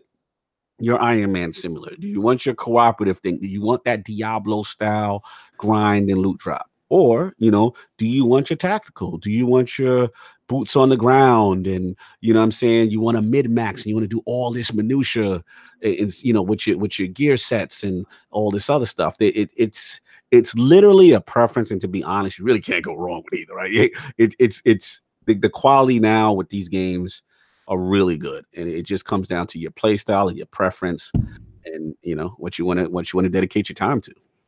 Yeah, I mean, and you nailed it. Mm-hmm. There's a lot to play. There's even more if you want to step away for a single player game, and then try and find some spot time to be like, hey, God of War or Sekiro or Kingdom Hearts 3, and you're like, those are 50, 60 hour games anyway, and these games just start at 50 or 60 hours. Like, they're going to be living, breathing worlds that are going to happen for a while. Both Anthem and Division are going to have free content that keeps going. If you can play them both, if Tactical speaks to you, Division's going to have an ongoing world with raids and free content, and they've got like 3 years under their belt. Anthem is going to be a work in progress, but I feel like they've got a decent start, and we're just going to have to see where it goes. It's got my interest peaked, and if you like the Iron Man fantasy and the way it feels, I will say, like, the animations, the fluidity of those characters, and like the lightning strike down, there's a difference. And Destiny has its, like, the gunplay in Destiny blows both of them away. It's first person. You're attached to them. Let's talk about it. I mean, you're looking down the sights of those guns. I'm attached to my Go figure like it's my second child. Because that gun for me, I know how it feels. I know how it shoots. I've got like the range, the little bit of mods on it. It's like, and it's mine, and I've used it so much. And people's last words, they're not forgotten. The quests and things you go for this one thing that you use, you live and die by your weapons. These other two are both. Anthem is 75% abilities, even more so. The guns are an afterthought for kind of continued damage and things like that. You've got Division, which is more focused on the guns and cover shooting and the tactics, and the guns are very important to that, but they're not going to have the same feel as Destiny because it is third person. I mean, they can't. Now, some guns will definitely start to feel better, and the accuracy, I would say, like the guns in Division 2 are still going to be better than Anthem for sure. And that stuff may get better over time, but you have different focuses in each game, different grinds, different build importances, abilities and random rolls and stuff like that versus your gear sets and things like that versus Destiny, which is, did I get my new exotic and I can just go break the game now? I mean, they all have their different pieces. I agree. And I'll double down on what you said. Playing both of these games, and both of them are great. And we both had the discussion about, what appeals to you is what you're going to go with. But let's be real, Destiny fans. Ain't nothing messing with our gunplay. No disrespect to Anthem. No disrespect to Division. Love you guys. Love that you're in here pushing Bungie. But I realized what I realized. I had this conversation with Lord Addict. And even with Division, we got to see. I mean, as much as I'm saying raid, yeah. Shout out to, I believe it was Siegfried in your chat. 8-player raid could be messy. We don't know how that's going to play out, right? We don't know if it's really going to have mechanics and stuff like that. And again, what I'm saying to say all this is that Bungie set the bar so. I feel sorry sometimes that these guys got to come behind what Bungie said, because you got that gameplay, that gunplay.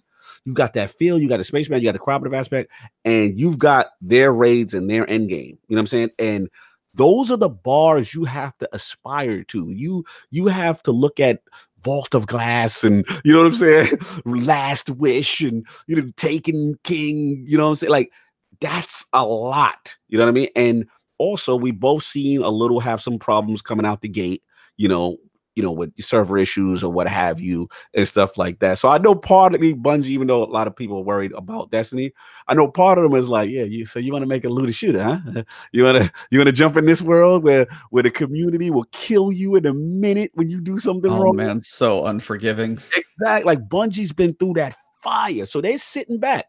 And trust me, they're taking notes. They're seeing what's going on in this climate. It's a triple threat match right now. It's like a wrestling. It's a triple threat match.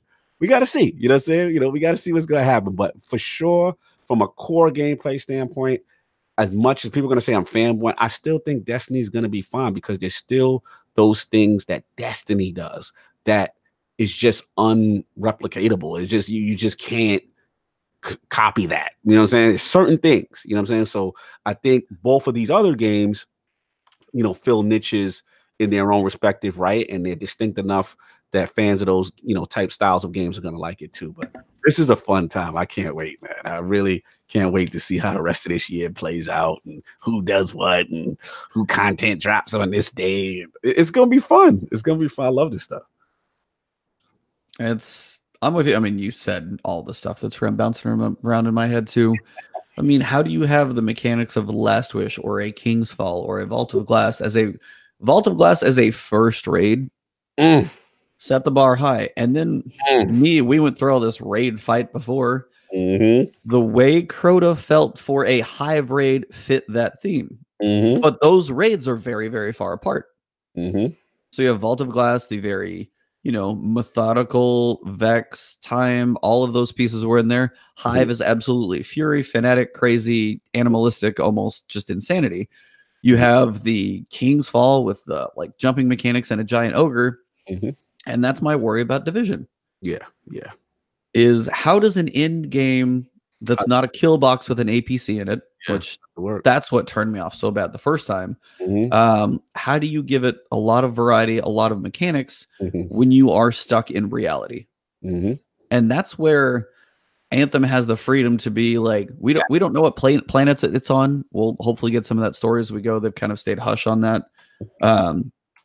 But all of the things that happen with the shapers and things, they can have flexibility to just be like, okay, giant curveball space monster. I mean, you can't argue because everything's on the table. In reality, in a world where you have like the dollar flu and you have Washington, D.C., how creative can you get? And that's, again, what we have to see. So to the last point, then I'll shut up because I've been going on long. What I noticed they did is they have a third faction. And this third faction that once you get to endgame, you know, basically comes in and takes over the map. Think of them like the Taken, so to speak, right? And and apparently it's very military / robotic. They got like these robotic type dog things. Yeah, the Warhound. Right. And I said, oh, you're going into some, I don't want to say fantasy, but they're going into something that's not just strictly a human thing all the time. So I think that's one route. I don't know. We got to see how they nail it. You know what I'm saying? We got to see. But I was impressed by it because I'm like you said, like, how are they going to get us to just be invested when everything is based on realistic, you know, characters and stuff like that? So I think that's an interesting take. And I want to see, again, I want to see how that raid is. I'm dying to see, you know, how that goes, what do they take from Destiny? What do they do distinct? You know what I'm saying? And then 8 players, like, how the hell is it match made? Like, what's going on there? Like, it's a lot of questions. It's going to be fun. The same thing with Anthem. What is this Cataclysm? What is going on with, you know, just in general with the strongholds and more of these missions, you know, these contracts, you know, right? We got to see what that's going to be. A lot of stuff, a lot of questions on both sides. We got to see, man.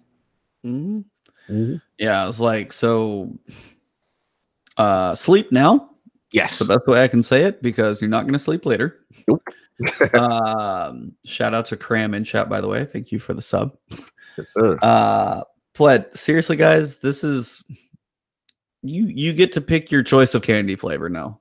And there's a lot of options on the table. There's a lot of different candy bars. You got your Reese's, your Sour Patch Kids, you got your Butterfingers, you got all your different stuff out there, and it's what appeases to you. And that's the thing you're just gonna have to see. And honestly, for some people, if you wait about a month on both of these, if you wait till like April, maybe May, like if you don't have to rush into anything and you're cool watching while you play Destiny for a little while to see what's really going to be the thing that adds a lot to it or might be the one for you. And another one, it's going to take a little time for some of the dust to settle from new releases. The first raids, the cataclysms, the contracts that you get in Anthem. You've got the invasion of the end game of that other faction that basically invades different places all the time. All of those things are going to be the evolution we'll have to see. And probably about 2 months in, we're probably going to know a lot. Yes. But like, I think the discussion we have around May is going to be very telling of the future of both of these. I agree. Big time. So 2 hours and 15 minutes later, we made it to the end. Hashtag long point. Long point returned. Yeah. So flashpoint, long point, the last word. We definitely have all the words before the last word get in there. Yes, sir. It's been a lot of fun this morning. There's a lot to look forward to. I just want one quick concern for both Anthem and Division. Your biggest concern for both. Anthem, start there, is Endgame. Worried. Again, just me personally, I'm not a Diablo Endgame fan.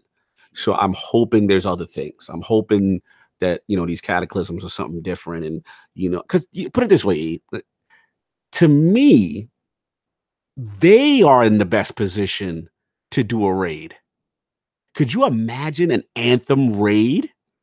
How lit that would be? Like, they've got the verticality. Imagine two people flying up to one section of a structure. You know what I mean? Like, it could be, to me, like, if they get around to doing something like that, it could blow away something like Destiny, in my opinion, if they did it right. Like, they've got a setup based on their world and the way that game plays and controls.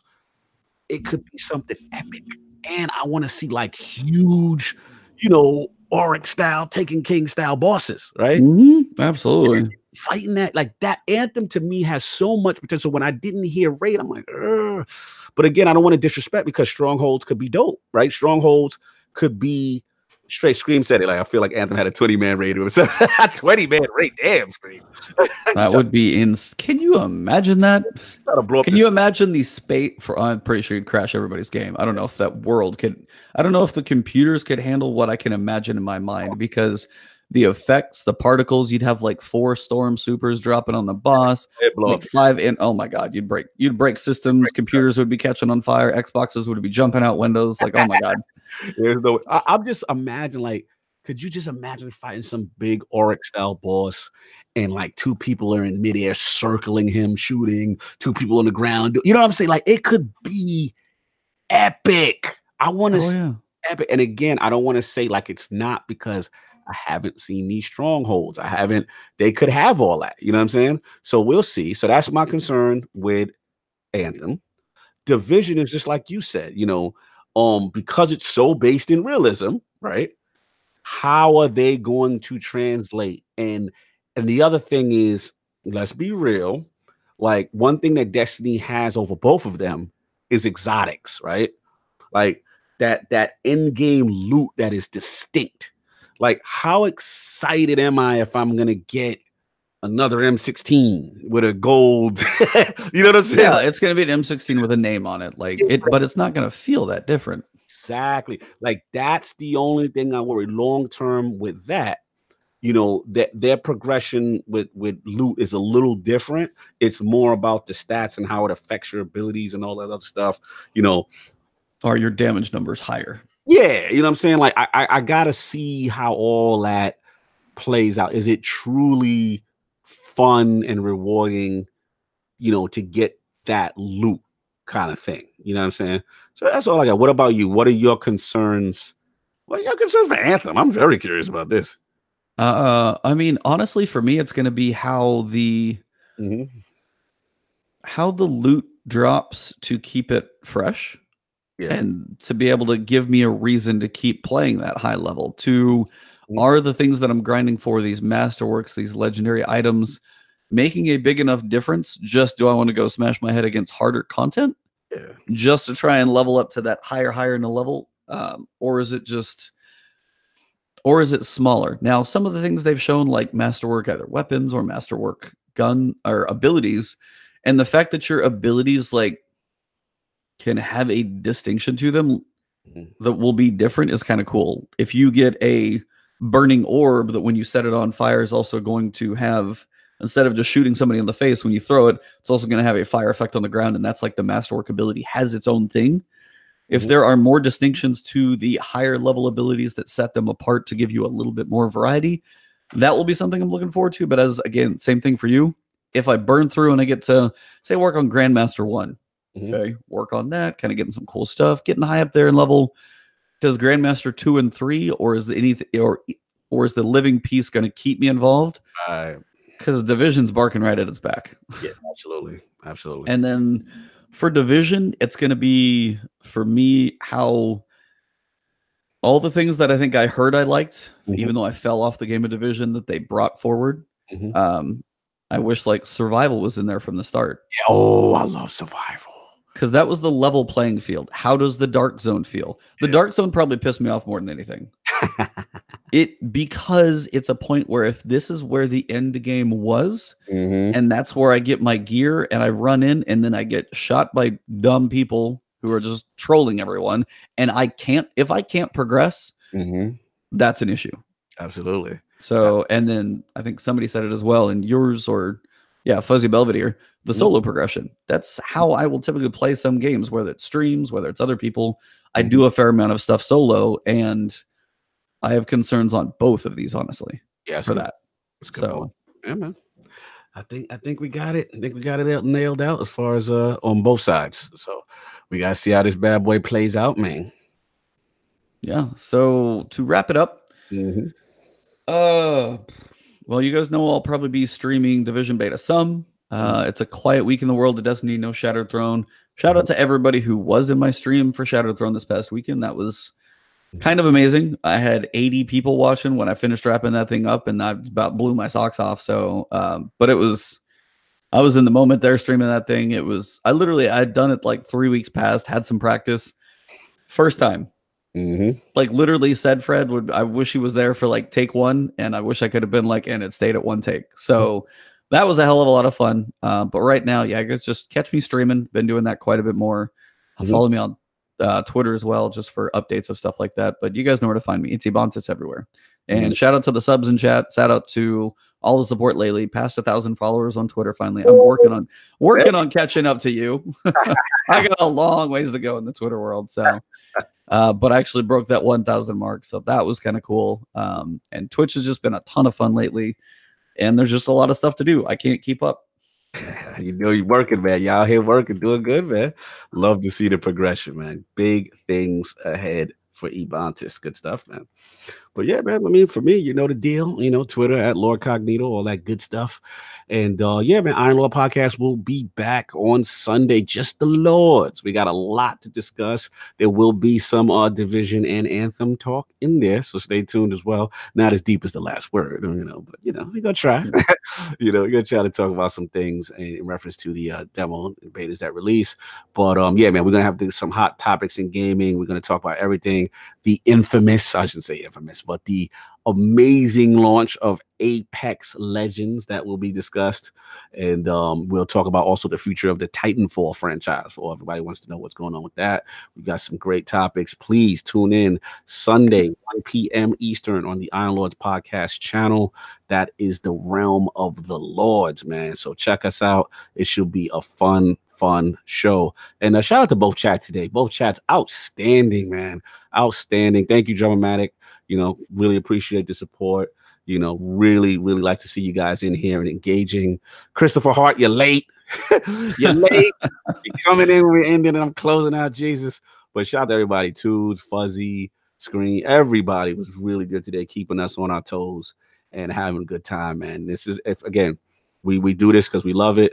You know, last word, we're going to talk about these looter shooters. That was our passion. Destiny always will be our love. But we got to talk about the competition. And it's good to see you guys still rock out with us on that level, because in gaming right now, it is a fun time, man. It is a lot to play. There's no excuse for anyone to be bored right now. Yeah, play what you like. That's the biggest thing. I think people have said it. It's like, why are all these hate coming out for games that aren't even out yet? Or if it's not your thing, don't go bash at everything. Just go have fun with what you enjoy. Easiest way to say it. Absolutely. Yep. All right. Well, on that bombshell, stealing that one from Top Gear. But honestly, it's been a great time this morning. See you guys next week. Follow us both. Go listen to the Iron Lords podcast. It's amazing every time. Those guys, seriously, you guys are cracking me up. Usually when I'm listening, I got to kind of maintain some laughs, and it's still a blast, but also just the knowledge, the thoughts, the deep dives. You guys do some amazing stuff. So listen to them as well, guys, and you'll be in a good place. Much appreciated, man. Thank you. And thanks for the support as well for the developer that came out for Ashen, Derek Bradley. Fantastic deep dive with him. If you're a fan of that game, you want to learn more about video game creation and guys that are inspired. The guy left his own company. I mean, actually, he left the company, Peter Jackson's company, that was making Lord of the Rings to make his own video game. That guy is amazing. So if you haven't, please check out, I believe it was ILP 97 with Derek Bradley, the creator, the CEO of Aurora 44, and the creator of the game Ashen that is on PC and the Xbox. Check that out if you guys have missed it. But that's all I got. Everybody enjoy. We will be back next week, deep diving and breaking more stuff down on The Last Word, man. All right. Well, have a good one, everybody, and we will see you in the next one. Peace.